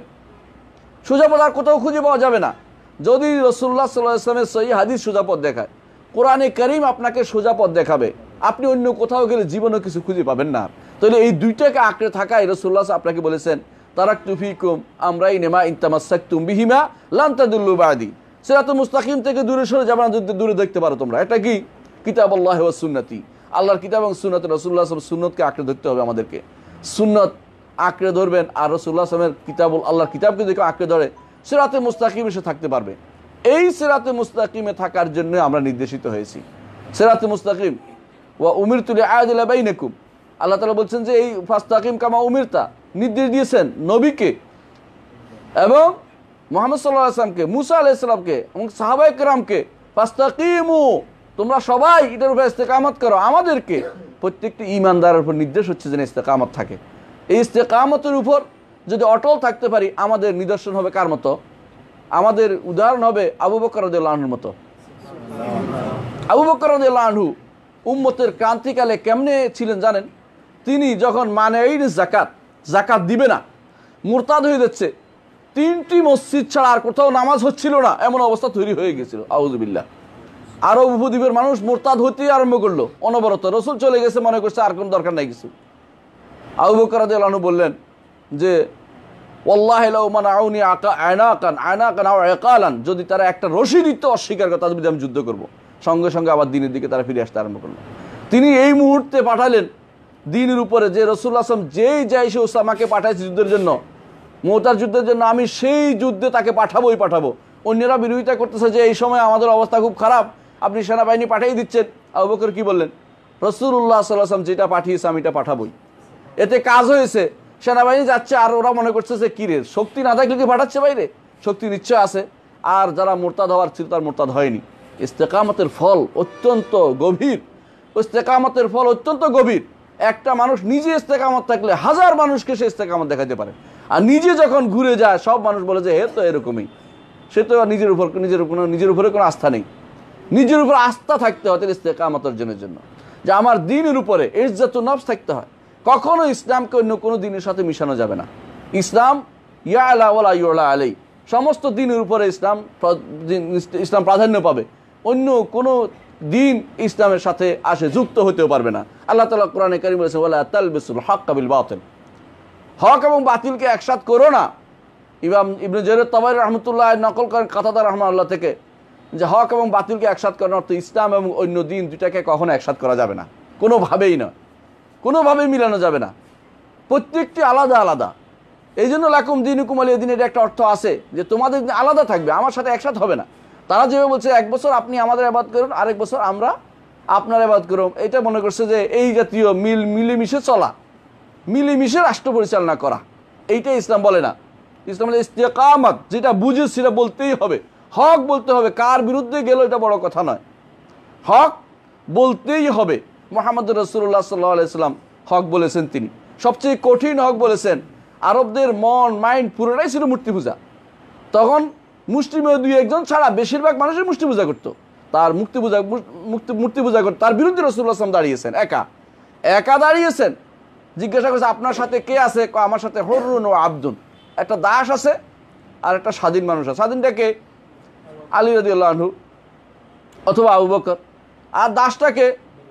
বেলাল রাদিয়াল্লাহু আনহু অথবা যায়েদ ইবনে হারিসা।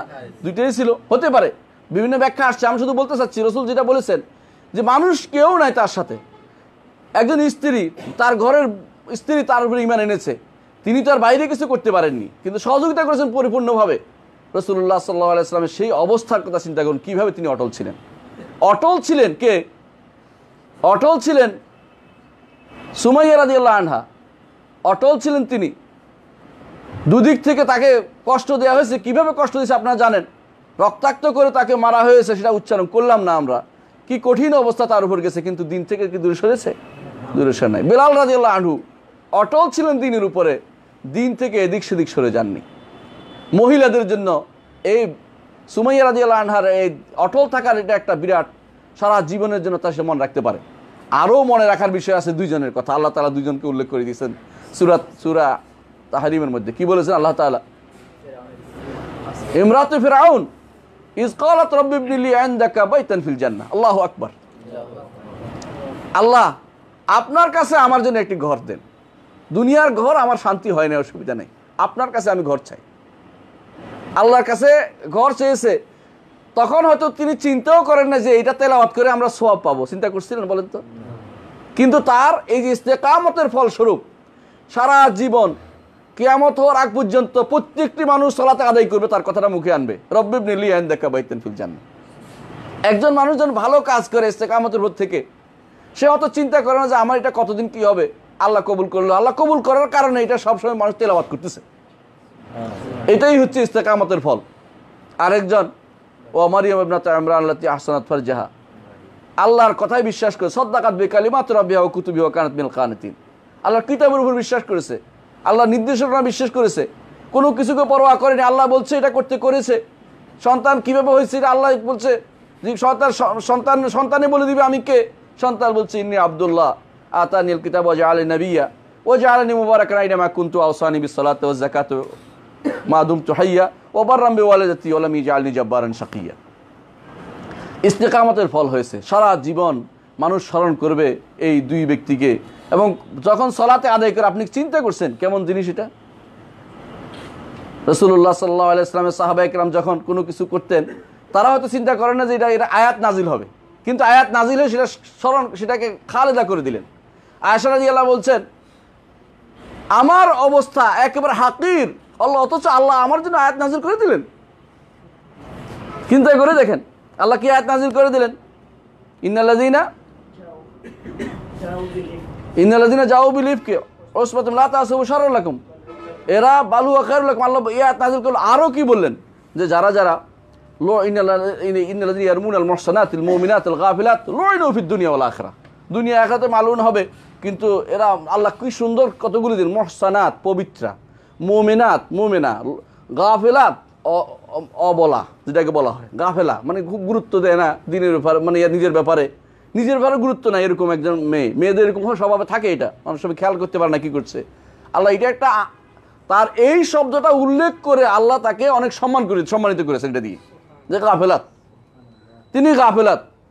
তার এইরকম অবস্থা যেখানে এরকম একজন, তার কি জন্য হয়েছে এটা? ইস্তেকামাত আলাদ দ্বীন, দিনের দৃঢ় প্রতিজ্ঞ থাকার কারণে আল্লাহ তাআলা এই ইস্তেকামতের কারণে তার কথাটা কোরআনে কারিমে আল্লাহ তাআলা রেখে দিয়েছেন যে ইনি ইস্তেকামতের উপর রয়েছেন। আল্লাহু আকবার। আমরা যেটা বলছি, এই জন্য রাসূলুল্লাহ সাল্লাল্লাহু আলাইহি ওয়াসাল্লাম তার সারাটা জীবনে ইস্তেকামত অর্জনের জন্য, তিনি ইস্তেকামত মানে এটার উপর থাকার জন্য তিনি সারা জীবন চেষ্টা করেছেন। চেষ্টা করার কারণে তিনি কি করেছেন, রাতের বেলা সালাত আদায় করতেন না। তার সারা শরীর থেকে পা ফুলে যেত। আয়েশা রাদিয়াল্লাহু আনহা বলছে, ইয়া রাসূলুল্লাহ, আপনার তো আগের এবং পরের গুনাহ মাফ হয়ে গেছে, আপনি কেন এত ইবাদত করেন? তো কি বলছেন, আফালা আকুনু আবদান শাকুরা, আমি কি আল্লাহর শুকরগুজার বান্দা হব না? আমাদের তো গুনাহ মাফ হওয়ার কোনো গ্যারান্টি নাই, গ্যারান্টি আছে নাকি? তারপরেও আমরা ইবাদত থেকে সম্পূর্ণরূপে বিমুখ হয়ে থাকি। আল্লাহর ইবাদত করতে গিয়ে আমরা আমরা কত রকমের চিন্তা আসে, ইস্তেকামত আমাদের অন্তরে আসে না। কেন আসে না? আসলে আমাদের যে ইস্তেকামতের যে গুরুত্ব সেটা আমরা উপলব্ধি করতে পারি না। রাসূলুল্লাহ সাল্লাল্লাহু আলাইহি ওয়াসাল্লামের কাছে এক লোক এসে বলে, ইয়া রাসূলুল্লাহ, আমাকে একটি ওসিয়ত করুন, সংক্ষেপ করুন, বেশি করবেন না, আমি এটার উপর থাকতে চাই। রাসূল একটি ওসিয়ত করেছেন, কি? কুল আমানতু বিল্লাহি সুম্মা ইসতাকিম, বলো আল্লাহর উপর ঈমান এনেছি, এর উপর ইস্তেকামত অর্জন করো। আর বেশি কিছু বলে নাই। এটা কিন্তু বিরাট কিছু। এর অর্থ হচ্ছে আপনি আল্লাহর উপর ঈমান আনছে বলেই ছেড়ে দিবে এটা নয়। আল্লাহ তাআলা বলে দিয়েছেন, আহাসিবান নাস ইয়াকুলু আমান্না ওয়া হুম লা ইফতানুন ওয়া লাকাদ ফাতান্নাল্লাযিনা মিন ক্বাবলিহিম ফালা ইয়ালামান্নাল্লাহু আল্লাযিনা সাদাকু ওয়া লা ইয়ালামান্নাল কাযিবিন। আল্লাহ তাআলা বলছেন যে মানুষ কি মনে করেছে তাকে ঈমান আনছে বলে ছেড়ে দেওয়া হবে? কখনো নয়। এর আগে লোকদেরকে পরীক্ষা করেছি, এদেরকেও পরীক্ষা করা হবে। বর্তমান সময়ে সবচেয়ে কঠিন হচ্ছে ঈমান রক্ষা করা। ওই দিন আমি চিন্তা করলাম, এক সময় এই বাড়ির মানুষ ওই বাড়িতে উকি ঝুঁকি দিত, খেয়াল করছেন না? এতেই করে মানুষ কি করছে, বড় করে বেড়া দিছে, এমনকি পাকা করছে, ওয়াল দিছে যে পর্দা রক্ষা হবে। এখন উকি ঝুঁকির কাম শেষ হয়ে গেছে, আপনার বালিশের নিচে চলে গেছে, আপনার কম্বলের নিচে চলে গেছে ছবিগুলো। পর্নোগ্রাফি আপনার হাতের মুঠোয়। হাজার হাজার ছেলে, লক্ষ লক্ষ ছেলে এখন পর্নোগ্রাফিতে আক্রান্ত। আর এমন গোপন কাজ করে, তারা কেউ দেখতে মনে করে, যদি আল্লাহর ভয় না থাকে তো দেখতেই থাকবে, কে দেখতেছে নাকি। কেউ কেউ তাদের ঘরের মধ্যে ওয়াইফাই জোন তৈরি করে দিয়েছে, হারাম জোন তৈরি করে দিয়েছে। ইস্তেকামতের পথ থেকে মানুষকে দূরে সরানোর একটা বিরাট বুদ্ধি হচ্ছে এটা। ছোট বাচ্চার হাতে একটা মোবাইল তুলে দিয়েছে, যেই মোবাইল দুনিয়া সব কিছু দেখতে পায়। আমার এক ছাত্র একটা মাদ্রাসায় পড়ায়, রুহুল আমিন, সে বলতে, স্যার ছোট বাচ্চা স্যার, বিশ্বাস করেন ওর বাবা মা বিদেশে থাকে, ওরা কে মোবাইল দিয়ে দিয়েছে। আমি তো চিন্তাও করিনি কি হয়েছে। একদিন দেখি যে সে বসে বসে পর্নোগ্রাফি দেখতেছে। নাউজুবিল্লাহ, ছোট বাচ্চা পর্নোগ্রাফি দেখে। মানে মানুষ কত দূর চলে গেছে, ছোট বাচ্চার হাতে চলে গেছে। এগুলো বন্ধ করার কোনো উপায় নেই। আপনি কি করবেন? এই জন্য আজ ঈমান রক্ষা করা সবচেয়ে কঠিন কাজ। এই জন্য আমানতু বিল্লাহ বললে হবে না, সুম্মা ইসতাকিম লাগবেই। আমানতু বিল্লাহ বলার পরে সত্যি সত্যি ঈমানের কাজ করছি কিনা, ঈমান বিরোধী কাজ আমার দ্বারা হচ্ছে কিনা, এটার উপর আমাদের জিরো প্রচেষ্টা চালিয়ে যাবে। এটা কখনো করা যাবে না। রাসূলুল্লাহ সাল্লাল্লাহু আলাইহি ওয়াসাল্লাম বলেছেন, লা ইস্তাকিমু ঈমানু আবদিন হাত্তা ইস্তাকিমা কলবুহু।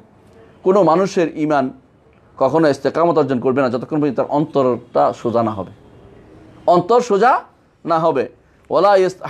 ওলা ইস্তাকিমু কলবুহু হাত্তা ইস্তাকিমা লিসানুহু। আর যতক্ষণ পর্যন্ত মুখ সোজা না হবে, অন্তরও সোজা হয় না। দুইটারই দরকার আছে সোজা হওয়ার। ওলা ইয়াদখুলু রাজুলুন জান্নাতা লা ইয়ামুনু জারুহু বাওয়াইকাহু। কেউ যদি কোনো তার পড়োশীকে কষ্ট দেয়, সেও জান্নাতে প্রবেশ করতে পারবে না। এগুলি দ্বারা কেন কি বুঝাতে চাইলাম, যে বুঝাতে চাইলাম এটাই, যে মানুষের ইস্তেকামত অর্জনের জন্য মুখও ঠিক পরিপাটি হওয়া দরকার, অন্তর পরিপাটি হওয়া দরকার, এবং কর্মকাণ্ড বাইরের মানুষের সাথে যে আচরণ সেটাও পরিপাটি হওয়া দরকার। রাসূলুল্লাহ সাল্লাল্লাহু আলাইহি ওয়াসাল্লাম একজনের কথা বলেছে, আপনার কি মনে আছে হাদিসটা? বলছে, হাসরের মাঠে একজন পর্বত প্রমাণ নেকি নিয়ে আসছে। কত? পর্বত প্রমাণ। সহজ কথা, পর্বত চিন্তা করেন, হিমালয় নিয়ে আসছে। কিন্তু কি নেকি হচ্ছে? মিন সালাতিন ওয়া সিয়ামিন। বলছে সালাত, সওম, যাকাত এগুলি দিয়ে সে ভর্তি করে নিয়ে আসছে, কিন্তু তার মুআমালাত খারাপ ছিল। ওয়াকাদ দারাবা হাযা, শাতামা হাযা, আখাযা মাল হাযা। এরে গালি দিছে, এরে থাপ্পড় দিছে, এর সম্পদ নিয়ে গেছে। এরা সবাই উপস্থিত হয়েছে। উপস্থিত হয়ে তারা এখন, উপস্থিত হওয়ার পরে তারা এখন কি করলো? উপস্থিত হয়ে বলল, তারা উপস্থিত হয়ে তারা প্রত্যেকে তার তার আমল, ন্যাক আমলগুলি ভাগ করে লিয়ে চলে গেল। এরপরে তাদের কেউ কেউ পাইল না, তারা যারা পায় নাই, ওরা এসে তাদের বদ আমলগুলি তার কাঁধে উঠিয়ে দিল। এরপরে চলে গেল। রাসূলুল্লাহ সাল্লাল্লাহু আলাইহি ওয়াসাল্লাম বললেন, এর চেয়ে বড় মিসকিন আর কেউ হতে পারে না। মিসকিন, সে হচ্ছে মিসকিন। মিসকিন কেন? মানে ফকির, কিছুই নাই, তার কিছুই নাই সেই। তাহলে বোঝা গেল একজন মানুষ, এই যে ইস্তেকামত, আরেকজনের সাথে ব্যবহারের ক্ষেত্রে ইস্তেকামত দেখাতে হয়। এই জন্য আমি কিসে ইস্তেকামত দেখাবে কয়েকটা নমুনা পেশ করতে যাচ্ছি দ্রুত, ইনশাআল্লাহ আমি আমার কথা শেষ করব। এক নম্বর হচ্ছে ইস্তেকামত, অন্তরে ইস্তেকামত লাগবে। এক নম্বর, 7টি কথা বলবো আমি। এক নম্বর হচ্ছে অন্তরে ইস্তেকামত লাগবে। সেটা কিভাবে করবেন? নিয়তকে সোজা করবেন, নিয়তকে ইখলাসের সাথে কাজ করবেন, তাকওয়া অবলম্বনের যাবতীয় পন্থা অনুসরণ করে চলবেন। আল্লাহ এবং তার রসুলকে ভালোবাসবেন এবং সবসময় তওবা করতে থাকবেন আল্লাহর কাছে। দৃঢ় পথ থাকবেন, দৃঢ় ঈমান আনবেন। আল্লাহ তাআলা যা আপনার জন্য মঞ্জুর করেছেন তার উপর সন্তুষ্ট চিত্ত থাকবেন এবং স্বল্প তুষ্টি গ্রহণ করবেন, কোনো সমস্যা নাই। আজ মানুষের ঈমান হারা হয় কেন জানেন? বেশিরভাগ মানুষ অভাব থেকে হচ্ছে না, স্বভাব থেকে হয়। আগেকার মতো অবস্থা নাই, কিন্তু আগে মরক লাগতো, অভাবে মানুষ খাবার পেত না। এখন কিন্তু স্বভাব নষ্ট হয়েছে। অভাবে কিছু হয় নাই, অভাবে মানুষের সমস্যা হচ্ছে না। আমাদের শেখ একদিন বলতেছেন যে আগেকার দিনে হাজিদেরকে মানুষ কী জন্য মারতো? 2টা টাকা পাইলে কিছু কিনে খাবে, এই জন্য, পেটের খিদায়। আর এখন হাজি কী জন্য মারে? নাউজুবিল্লাহ, তাদের মেয়েটাকে নিয়ে যাওয়ার জন্য এটা মারে। তো বুঝা গেল কত স্বভাব নষ্ট হয়ে গেছে মানুষের। এই জন্য কানাত নাই মানুষের, স্বল্পতুষ্টিতা নাই। স্বল্পতুষ্টিতা খুব বড় জিনিস, যে আমার যা আছে আলহামদুলিল্লাহ, আল্লাহ আমাকে অনেক দিয়েছে। রাসূলুল্লাহ সাল্লাল্লাহু আলাইহি ওয়াসাল্লাম স্বল্পতুষ্টিতা কেমন ছিল? একদিন খাইতেন, একদিন খাইতেন না, তারপর আল্লাহ শুকরিয়া আদায় করতেন। এটা তো স্বল্পতুষ্টিতা। এটাই শিখিয়ে দিয়েছে আমাদেরকে কীভাবে আমরা স্বল্পতুষ্ট হতে হবে। তাওয়াক্কুল আলাল্লাহ, আল্লাহর উপর তাওয়াক্কুল করতে হবে এবং ফরেজগারি অবলম্বন করতে হবে। ভয় এবং আশা দুইয়ের মাধ্যমে আল্লাহর ইবাদত করতে হবে। এটা হচ্ছে 1 নম্বর কথা। 2 হচ্ছে, যদি ইস্তেকামত অর্জন করতে হয়, এটা তো অন্তরের পরিচ্ছন্নতার কথা বলছি, আপনার আকীদা এবং মানহাজটাও বিশুদ্ধ হতে হবে। আকীদা এবং মানহাজ যদি বিশুদ্ধ না হয়, আপনার ইস্তেকামত করে কোনো লাভ নেই। আপনি মধ্যপন্থা দেখাইলেন, কীরকম মধ্যপন্থা বুঝেন?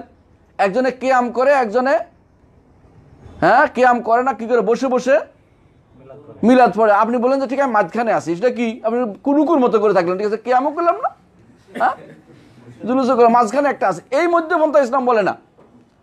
মধ্যপন্থা হচ্ছে যেটা দলিল এবং প্রমাণ দ্বারা সাব্যস্ত হবে, সেটা মধ্যপন্থা। ইসলাম পুরোটাই মধ্যপন্থা। ইসলাম কখনো বাড়াবাড়ি নাই, ওখানে কোনো ছাড়াছাড়ি নাই। এক একজনের 2টার মাঝখানে একটা উসুল করতেন, এটা ঠিক নয়। আবুল মনসুর আহমদ, তার একটা বই আছে, বইটার নাম হচ্ছে আয়না। ওই আবুল মনসুর আহমদ আয়না বইয়ের মধ্যে লিখছে যে 2 জন দাঁড়াইছে, জন মারা গেছে। ওই যে মারা গেছে মহিলাটা ছিল আহলে হাদিসের, আর যে পুরুষটা ছিল, জামাই ছিল, সে ছিল হানাফি। এখন এমন গরম হচ্ছে, দাঁড়াবে কোন জায়গায়, বুক বরাবর না মাথা বরাবর, এই নিয়ে ঝগড়া লেগে গেছে। বুক বরাবর দাঁড়াবে না মাথা বরাবর দাঁড়াবে। এখন গ্রামের মোড়ল সাহেব আসছে, দেখি তো মহাবিপদ, কোনোভাবেই হতেছে না, জানাজা হইতেছে না। বুক বরাবর দাঁড়ালে ঠেলে মাথা বরাবর ঠেলে বুক বরাবর নিয়ে যাচ্ছে। এখন এইভাবে ঠেলা ঠেলিতে রয়ে গেছে। মাতব্বর সাহেব এসে বললেন যে আমার কাছে একটা ভালো বুদ্ধি আছে। উনি 2 পা 2 দিকে টেনে দিলেন, যে ওইদিকে থাক, মানুষ যাওয়ার দরকার নেই। একটা বুকের দিকে, একটা মাথার দিকে। এবার বলে আল্লাহু আকবার বলুন। এতক্ষণ আমি মধ্যপন্থা আবিষ্কার করছি না, এটা ইসলামী মধ্যপন্থা নয়, এটা মানুষের বানানো কোনো মধ্যপন্থা ইসলামে দেয় না। আল্লাহর প্রত্যেকটি কাজ মধ্যম, সঠিক, প্রত্যেকটি মানহাজ সুন্দর। আপনি দেখবেন এর বাড়াবাড়ি এবং সাইড মাঝখানে হচ্ছে আল্লাহর প্রত্যেকটি কাজ। এটাই শরীয়ত যদি মানেন, আল্লাহর বিধান যদি মানেন, ফিকহুল ইসলামে যদি মানেন আল্লাহ তাআলা, তাহলে আপনি দেখবেন যে আপনি ঠিকই মধ্যপন্থা আছেন। এখানে মানহাজ ওয়াসাতিয়্যা যেটাকে বলা হয়, এটা অবলম্বন করতেই হবে। যদি আপনি ইতিদাল থাকেন, যদি আপনি ইস্তেকামত থাকতে চান, মানহাজ ওয়াসাতিয়্যা আপনাকে এখতিয়ার করতেই হবে। আপনাকে কোরআনে কারীমকে প্রথম মানতে হবে, সুন্নাতুর রাসূল সাল্লাল্লাহু আলাইহি ওয়াসাল্লামকে মানতে হবে, সাহাবায়ে কেরাম রিদওয়ানুল্লাহি আলাইহিম আজমাইনের যেভাবে বুঝছেন সেভাবে কোরআন হাদিস বুঝতে হবে। নিজের পক্ষ থেকে কোনো পথ আবিষ্কার করা যাবে না। আজ দেখা যায় অনেককে কিছু ভালো হওয়ার জন্য আকীদা ছাড় দেয়। আকীদা ছাড় দেওয়ার জিনিস না, আকীদাতে কোনো ছাড় নেই, তাওহীদে কোনো ছাড় নেই, এখানে কোনো ছাড় হবে না। ফিকার মাসলাতে আপনি ছাড় দিতে পারেন, রফিয়াদান করলো কি করলো না, জান্নাত জাহান্নামের বিষয়ে সে নির্ধারিত হবে না, কিন্তু নির্ধারিত হবে আকীদাতে। যদি আপনি আল্লাহ রাব্বুল ইজ্জতের নাম এবং গুণ যারা অস্বীকার করে, তাদের সাথে আপনি তাকে বুঝাতে হবে। তাকে আপনি বলছি না তাকে কাফের বলেন আপনি, কিন্তু বুঝাতে হবে। সে ভুলের উপর আসলে বলতে হবে আপনাকে, নইলে আপনি এই মধ্যমপন্থা গ্রহণযোগ্য হবে না আপনার কাছে, আল্লাহর কাছে। এটা এই মধ্যমপন্থা নয়, কারণ এই জায়গা হচ্ছে তাওহীদের জায়গা, এখানে কোনো ছাড় দেওয়ার জায়গা নেই। এখানে অনুরূপভাবে যারা বরকত অর্জন করতেছে দুনিয়ার সব কিছু থেকে, এমনকি গাছ মাছ থেকেও বরকত নিচ্ছে। কি জন্য? যে অমুকের অমুকের কিছুদিন আগে দেখলাম রাসূলুল্লাহ সাল্লাল্লাহু আলাইহি ওয়াসাল্লাম ঘাম বিক্রি করতেছে। কেউ কোথায় পেল সে ঘাম? কিসের বরকত নিতেছে সে? এগুলি হচ্ছে মধ্যপন্থা থেকে দূরে সরিয়ে দিচ্ছে। এগুলির সাথে কোনো আপোষ হতে পারে না। ভালো লোক ছিল সবাই বলছে, এবং এই জন্য বলি সে কোনো আপোষ করে নাই বলে ধর্মমন্ত্রী ছিল। এটা হলো মধ্যপন্থা। এগুলি রাওগানু সাআলেব, এগুলি শিয়ালের এদিক সেদিক ঘুরা করা। আপনাকে সত্যটাই নিতে হবে, আপনি অন্যটা কারো বিরোধিতা করবেন না, কিন্তু আপনি 2 জায়গায় করতে পারবেন না। বুঝলেন না কথাটা? আপনি নেন যেটা শুদ্ধ সেটাই নেবেন, আরেকজন যেটা তার কাছে শুদ্ধ মন সেটা নিবে। ইজতিহাদ ভিন্ন হতে পারে, কোনো সমস্যা নেই। ফিকহি মাসালা ইজতিহাদ ভিন্ন হতে পারে, কিন্তু আপনি কিছুক্ষণ এটা অথবা দুইজনকে সন্তুষ্ট করার জন্য যাবেন, এটা হবে না। আল ইজতিহাদু লা ইউনকাদু বিইজতিহাদি মিসলিহি, একজন ইজতিহাদি আরেকজন ইজতিহাদ নষ্ট করা যাবে না। তার ইজতিহাদতে থাকবে, আপনি সারাক্ষণ একবার এটা ইজতিহাদ একবার এটা ইজতিহাদ, এটা কোনো ইলমি কোনো কাজ নয়, এটা হচ্ছে জাহেলদের কাজ। জাহেল এটা করতে পারে, আলেম কখনো এটা করতে পারে। আলেম কাছে একটা অটল একটা মাসালা থাকবে যে আমি এটা শরীয়ত মোতাবেক পেয়েছি, এটা দলিল ভিত্তিক, দলিলটা বলবো, আমি মানুষকে খুশি করবো না, আল্লাহকে খুশি করবো। এটা হচ্ছে এর কাজ, একজন আলেমের কাজ। এটা আমাদের মনে রাখতে হবে। 4 নম্বর হচ্ছে যে ইজতিহাদ অবশ্যই আছে, ইজতিহাদ দরজা খোলা, বন্ধ হয় নাই। কিছু মনে ইজতিহাদ দরজা বন্ধ করে দিয়ে কি হয় জানেন, ইউরোপ আমেরিকা থেকে আইন ধার করে এখন রাষ্ট্র চালাচ্ছে। ইজতিহাদ দরজা খোলা থাকলে এই ব্যবস্থাটা হতো না। তারা নিজেরা ইজতিহাদ বন্ধ করে দিয়ে এখন ইউরোপের কাছে দ্বারস্থ হয়েছে, ওই আইন দিয়ে রাষ্ট্র চালাচ্ছে। যদি কোনো ইজতিহাদ থাকতো আজ আমাদের এই সমস্যাটা হতো না, প্রত্যেক ইজতিহাদ করে তারা রাষ্ট্র পরিচালনা করতে পারতো, এবং এই বিচার ব্যবস্থার মধ্যে এই অনাচার আর আসতো না। আল্লাহর দ্বীনের মধ্যে একতাবদ্ধ হয়ে থাকতে হবে, এটা হচ্ছে আকীদার একটা বড় জিনিস। ভাগ ভাগ হওয়া যাবে না, দলীয় ব্যানারে ভিন্ন ভিন্ন হয়ে যাওয়া, এটা ইসলাম সমর্থন করে না। ইসলাম এটা কখনো ছিল না কোনোদিন। আবু বকরের দল ওমরের দল ছিল না কোনোদিন, উসমানের দল আলীর দল ছিল কোনোদিন, কখনো নয়, কখনো ছিল না এই জাতীয় দল। দল যখন হয়েছে, যেখানে একটা দল হয়েছে এটা পরে ফেরকা হয়ে গেছে। শিয়ারা দল হয়েছে, পরে ফেরকা হয়েছে। খাওয়ারের দল হয়েছে, ফেরকা হয়েছে। হ্যাঁ, মুতাজিলা দল হয়েছে, পরে ফেরকা হয়েছে। ফেরকা কখন কিভাবে হয়? প্রথমে হয় যে আমার ন্যায্য দেবী দেওয়া নিয়ে প্রথমে উঠে, তারপর সেটা ফেরকা হয়ে যায়। এই জন্য দলীয় সংকীর্ণতা থেকে বেরিয়ে আসতে হবে, নাহলে ইস্তেকামে থাকতে পারবেন না। ইস্তেকামতে আরেকটা হচ্ছে কখনো আল্লাহর অবাধ্য হয়ে সৃষ্টির কারো আনুগত্য করা যাবে না।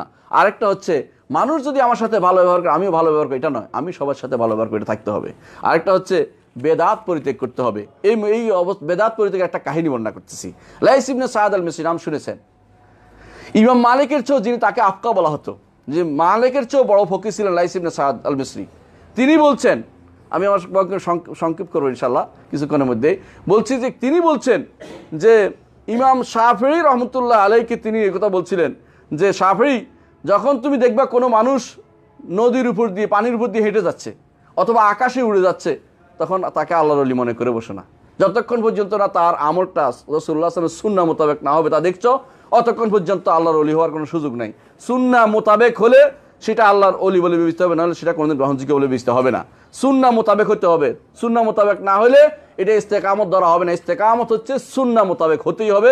এটাও তাফসীর করেছেন ইস্তেকামতের কোনো আমাদের পূর্বসূরীরা।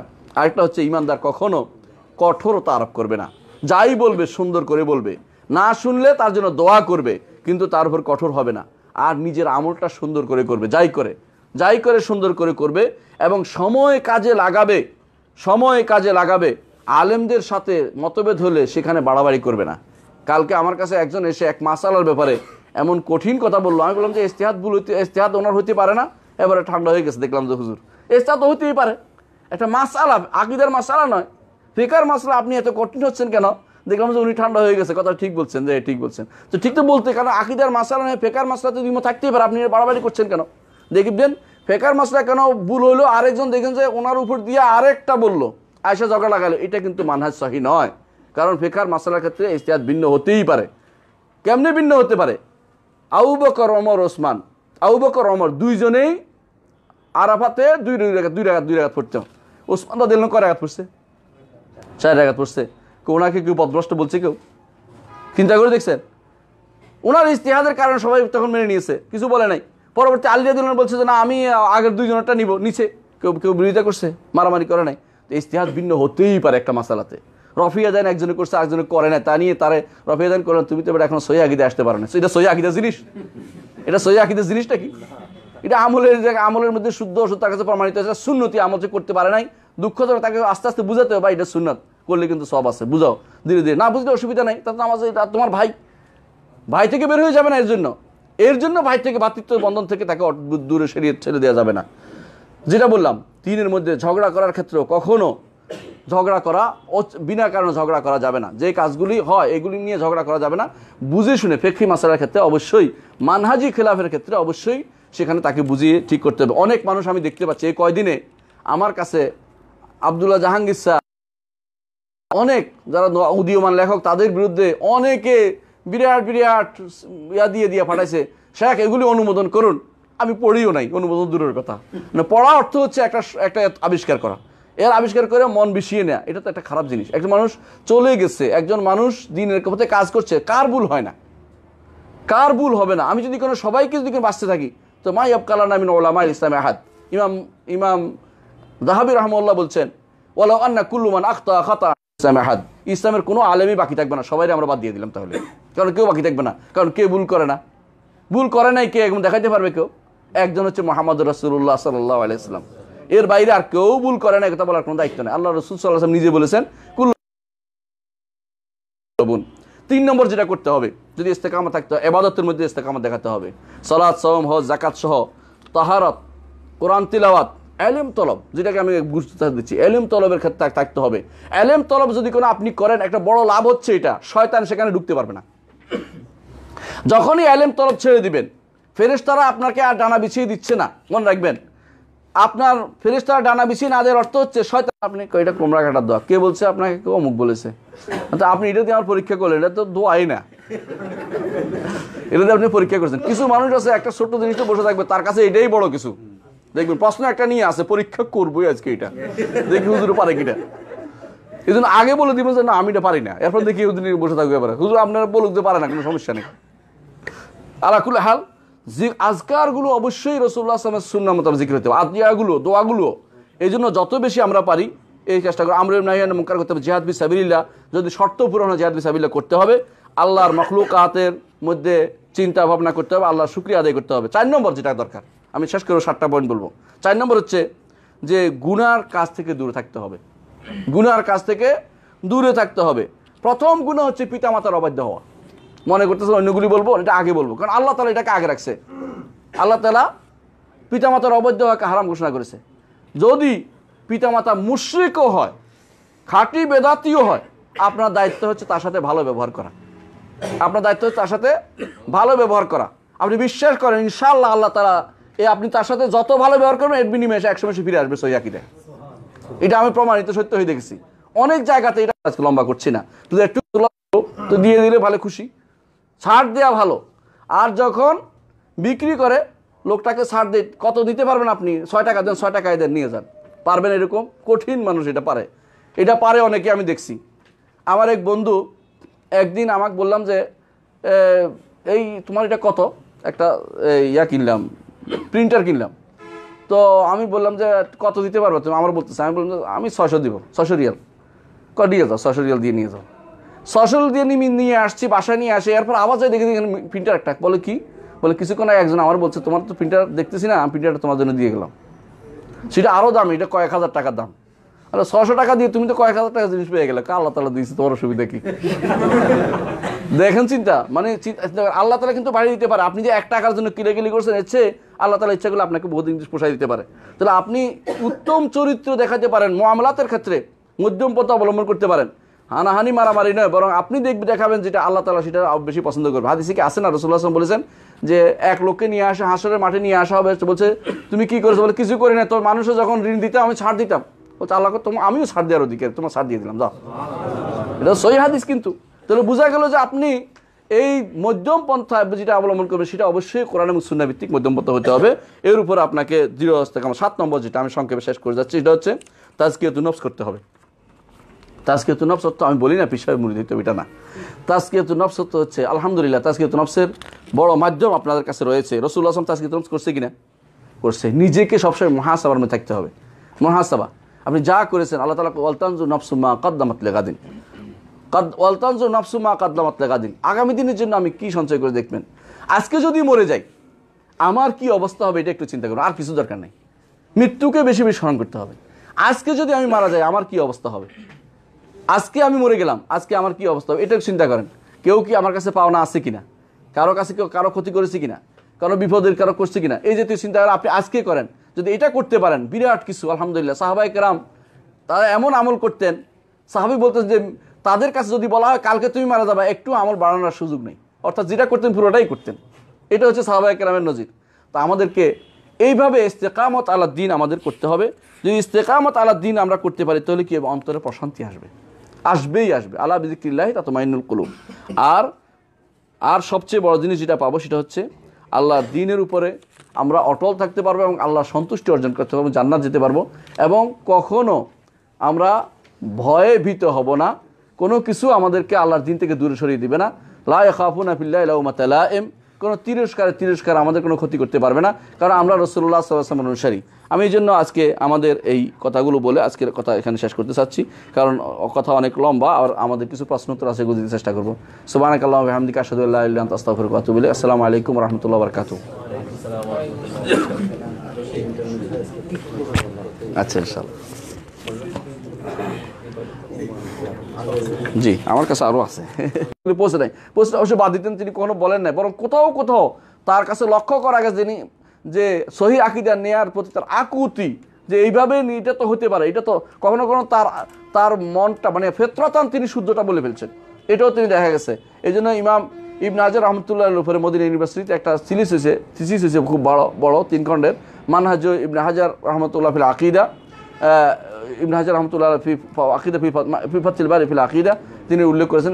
মোহাম্মদ ইসহাক কিন্তু আমাদের বন্ধু, তো তিনি দেখিয়েছেন যে ইবনে হাজার রহমতুল্লাহ আলাইহি বেশিরভাগ মাসআলাতেই সহিহ আকীদার উপর ছিলেন। 2-1টা মাসআলা তার কাছে স্পষ্ট ছিল না বলেই তিনি সেটার উপর চলে গেছেন। আমরা এটাই বলি, যারা চলে গেছে তাদেরকে আমরা কখনো খারাপভাবে বলি না, আমরা বলি রব্বানা ইগফির লানা ওয়া লিইখওয়ানিল্লাযিনা সাবাকুনা বিল ঈমান ওয়া লা তাজআল ফি কুলুবিনা গিল্লাল লিল্লাযিনা আমানু রব্বানা ইন্নাকা রাউফুর রাহিম। কিন্তু যারা ওইটার দোহাই দিয়ে খারাপভাবে থাকতে চায় তাদেরকে কিন্তু রক্ষা করা হবে না। এরা আসলেই সহি খারাপ পথে আছে তারা। আপনি জেনেছেন যে এটা ভুল, তারপরে বলবেন যে ওরা যেভাবে চলে যাচ্ছে আমি এইভাবে যাবো, এটা তো হলো কীরকম, ইন্না ওয়াজাদনা আবানা আলা উম্মাতিন ওয়া ইন্না আলা আযারিহিম মুক্তাদুন, আমার বাপদাদা যেভাবে পেয়েছে আমরা সেভাবে যাবো, এটা ঠিক নয়। আপনাকে সহি পথটা নিতেই হবে এবং সহি পথটা কেন নেবেন না সেটা আপনাকে বলতে হবে, আপনার সন্দেহ দূর করার চেষ্টা দেখতে হবে।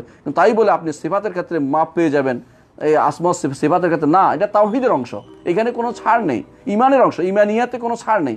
যদি কারো কিছু ছুটে থাকে সেটার জন্য আল্লাহ তাআলা তার অবস্থা দেখে তাকে ক্ষমা করবেন, সেটা তার কাছে হয়তো বলার কেউ ছিল না, সেই জন্য এর নয় যে তাকে আমরা এরকম কেউ দেখলে তো তার দুনিয়ার কাছে দাওয়াতের দরকার নেই, দাওয়াতের দরকার নেই। আর দাওয়াতের কি দরকার, দাওয়াত দিব কেন তাকে, কারণ সে তো মাপ পেয়ে যাবে। যে ব্যক্তি আল্লাহর উপরে খারাপ ধারণা করে মাপ পেয়ে গেছে, আর দাওয়াতের কি দরকার, এটা কবে কেউ দুনিয়ার কেউ কখনো নয়। আমার দায়িত্ব হচ্ছে বলার, আমার দায়িত্ব হচ্ছে তাকে সহিটা ধরিয়ে দেওয়ার, তারপর সে না শুনে তো তার জন্য সে আল্লাহর কাছে জবাবদিহি করবে। এই জন্য দাওয়াতের কাজ চালিয়ে যেতে হবে, ভুলগুলি বলতে হবে এবং ভুলগুলি এটা বাদ দিলে কী হবে সেটাও বলতে হবে, তাওহীদ পূর্ণ হবে না সেটাও বলতে হবে।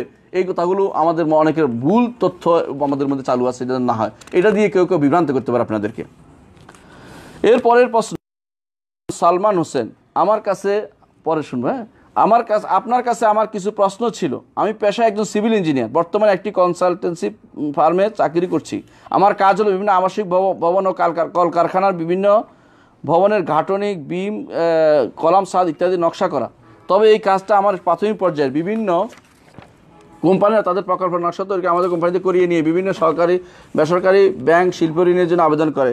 অর্থাৎ শিল্প ঋণের জন্য তারা আমাদের করা নকশাগুলো একেবারে হালাল। আপনার সাথে জড়িত যে অংশটুকু যদি হালাল হয় তাহলে পুরো কাজটা হালাল। মনে রাখবেন, আমরা ইউনিভার্সিটিতে পড়াই, খেয়াল করেন জিনিসটা, ইউনিভার্সিটিতে কেউ একটা গান বাদ্য বিভাগ আছে, ধরে নেন, এখন বলে যে ইউনিভার্সিটি গান বাদ্য বিভাগ তো আছে, আপনি এখানে কেন পড়ান? আমার সাথে যেটা আমি পড়াচ্ছি এটা হালাল কিনা আগে দেখেন, এইটা হালাল হলে আপনার কাজটা হালাল, বুঝতে পারছেন? কিন্তু যে ব্যক্তি ব্যাংকে চাকরি করে তার তো কাজটাই হারাম, কাজ তো এটাই লিখতে হচ্ছে, এটাই লিখতে হচ্ছে, সে তো ওইটাই পাহারা দিচ্ছে, এটা কাজ তো এটাই, আর কোনো কাজে নেই। ব্যাংকটা প্রতিষ্ঠা হয়েছে আলা সাফা জুরবিন হার, কিন্তু কারো বাড়ির বিল্ডিং করে দেয়া, কারো বাড়ির নকশা করে দেয়া, সেই নকশার ঋণ পাবে কি পাবে, ওইটা সে ঋণ পাইলেও আপনার কোনো জানেন, তারপরেও গুণ হবে না। কেন গুণ হবে না? এটা যদি মনে করেন যে আমার দায়িত্ব হচ্ছে অন্যায়কে প্রতিরোধ করা, পার্থক্যটা বুঝতে পারেন, যে আমি এখন অন্যায়কে প্রতিরোধ করা যত রকমের মাধ্যম আমি ব্যবহার করব, এর চেয়ে ভালো ব্যবস্থাপনা আমার কাছে আর নাই, সাময়িক হিসাবে আমি এটাকে ব্যবহার করছি, তাহলে সেটা বৈধতা আছে বলে আমাদের মাশায়েখরা বলেছেন। এই জন্য আমি সেটা বলি। শেখ মোহাম্মদ সালেহ ওসাইমিনের ফতোয়া আছে এর উপরে, এবং আমাদের মাশায়েখদের ফতোয়া আছে, তারা এটাকে মাসালে মুরসালা হিসেবে নিয়েছেন যে বেশি অন্যায় হতে থাকলে, যেখানে অন্যায় নিরসন করা আর কোনো পথ নাই, তোমার যতটুকু ক্ষমতা আছে ততটুকু তুমি প্রয়োগ করো, ফাত্তাকুল্লাহ মাস্তাতাতুম, এতটুকুর মধ্যে আপনি সীমা থাকতে পারবেন, তাহলে এই জন্য গুনাহ হবে না। এই জন্য কোনো দলীয়ভাবে নির্বাচন করা আমরা অনুমোদন করি না, বুঝতে পারছেন কথাটা? এই দলগুলি দল রক্ষার্থে হারামের কাছে চলে যায় এবং শিরিক করতে থাকে। দলীয়ভাবে না। আপনি যদি আপনি যদি কাউকে ভোট দেন দিতে পারবেন, কিন্তু আপনি নির্বাচনে দাঁড়াবেন না। কারণ এই বর্তমান সময়ে নির্বাচনে যারা দাঁড়ায় তাদের দলীয় যে এগুলো আছে, যারা তা প্রতিষ্ঠা করবে বলে, কোনোটাই শরীয়ত সমর্থিত কোনো কিছু নাই। এই জন্য আপনি ভোট দিবেন আপনার অবস্থা দেখে, যে এখানে ভোট দিলে আমার আল্লাহর কথা বলতে পারবো, এর বাইরে আর কোনো কারণে, অর্থাৎ তাদের গণতন্ত্র অথবা অমুকতন্ত্র প্রতিষ্ঠার জন্য আপনি কোনো আন্দোলন করবেন, তাদের ভোটের এজেন্ট হবেন, আপনার জন্য হারাম হবে, গুনার কাজ হবে, এটা করা যাবে না। অনেকগুলো তো কেটে দিয়েছে আমার ভাই। আচ্ছা, এরপরে আসছে আজানের সময় হাইয়া আলাস সালাহ হাইয়া আল ফালাহ বলার সময় মাথা ডানে ও বামে ঘুরানো, এটা কি প্রমাণিত? জি, এটা প্রমাণিত এবং সহিহ হাদিস দ্বারা প্রমাণিত। এই জন্য আমরা বলে থাকি বর্তমানে যে মেশিনে আজান দেয়া হয়, এইখানেও ফিরাবে কি ফিরাবে না, এই দুইটা হাদিসে বেলাল রাদিয়াল্লাহু ফিরতেন, হাদিসের উপর আমল করবে। কারণ উদ্দেশ্য খানা কি, এইদিকের মানুষকে ডাকা ওদিকের মানুষকে ডাকা, তোরা তো মাইক তো আর বেশি ডাকতেছে। কিন্তু আমরা বলবো যে সুন্নাত হচ্ছে ডানে বামে ফিরা, এমনকি কম যাক আওয়াজ, তারপরেও সুন্নতটা ঠিক রাখতে হবে। কেন ঠিক রাখতে হবে? যে মানুষের এই জন্য তোর তো ক্যাসেটে আজান দিত। আমি এক দেশে গেছি লেবাননে, দেখলাম যে ক্যাসেটে আজান দিচ্ছে। বলে কি ভাই ক্যাসেটে আজান দিয়েছেন কেন? বলে এখানে তো ক্যাসেটে আজান দেয়, আপনি জানেন না? ক্যাসেটে আজান দেয়, মানুষ না ক্যাসেটে আজান দিয়ে দিচ্ছে।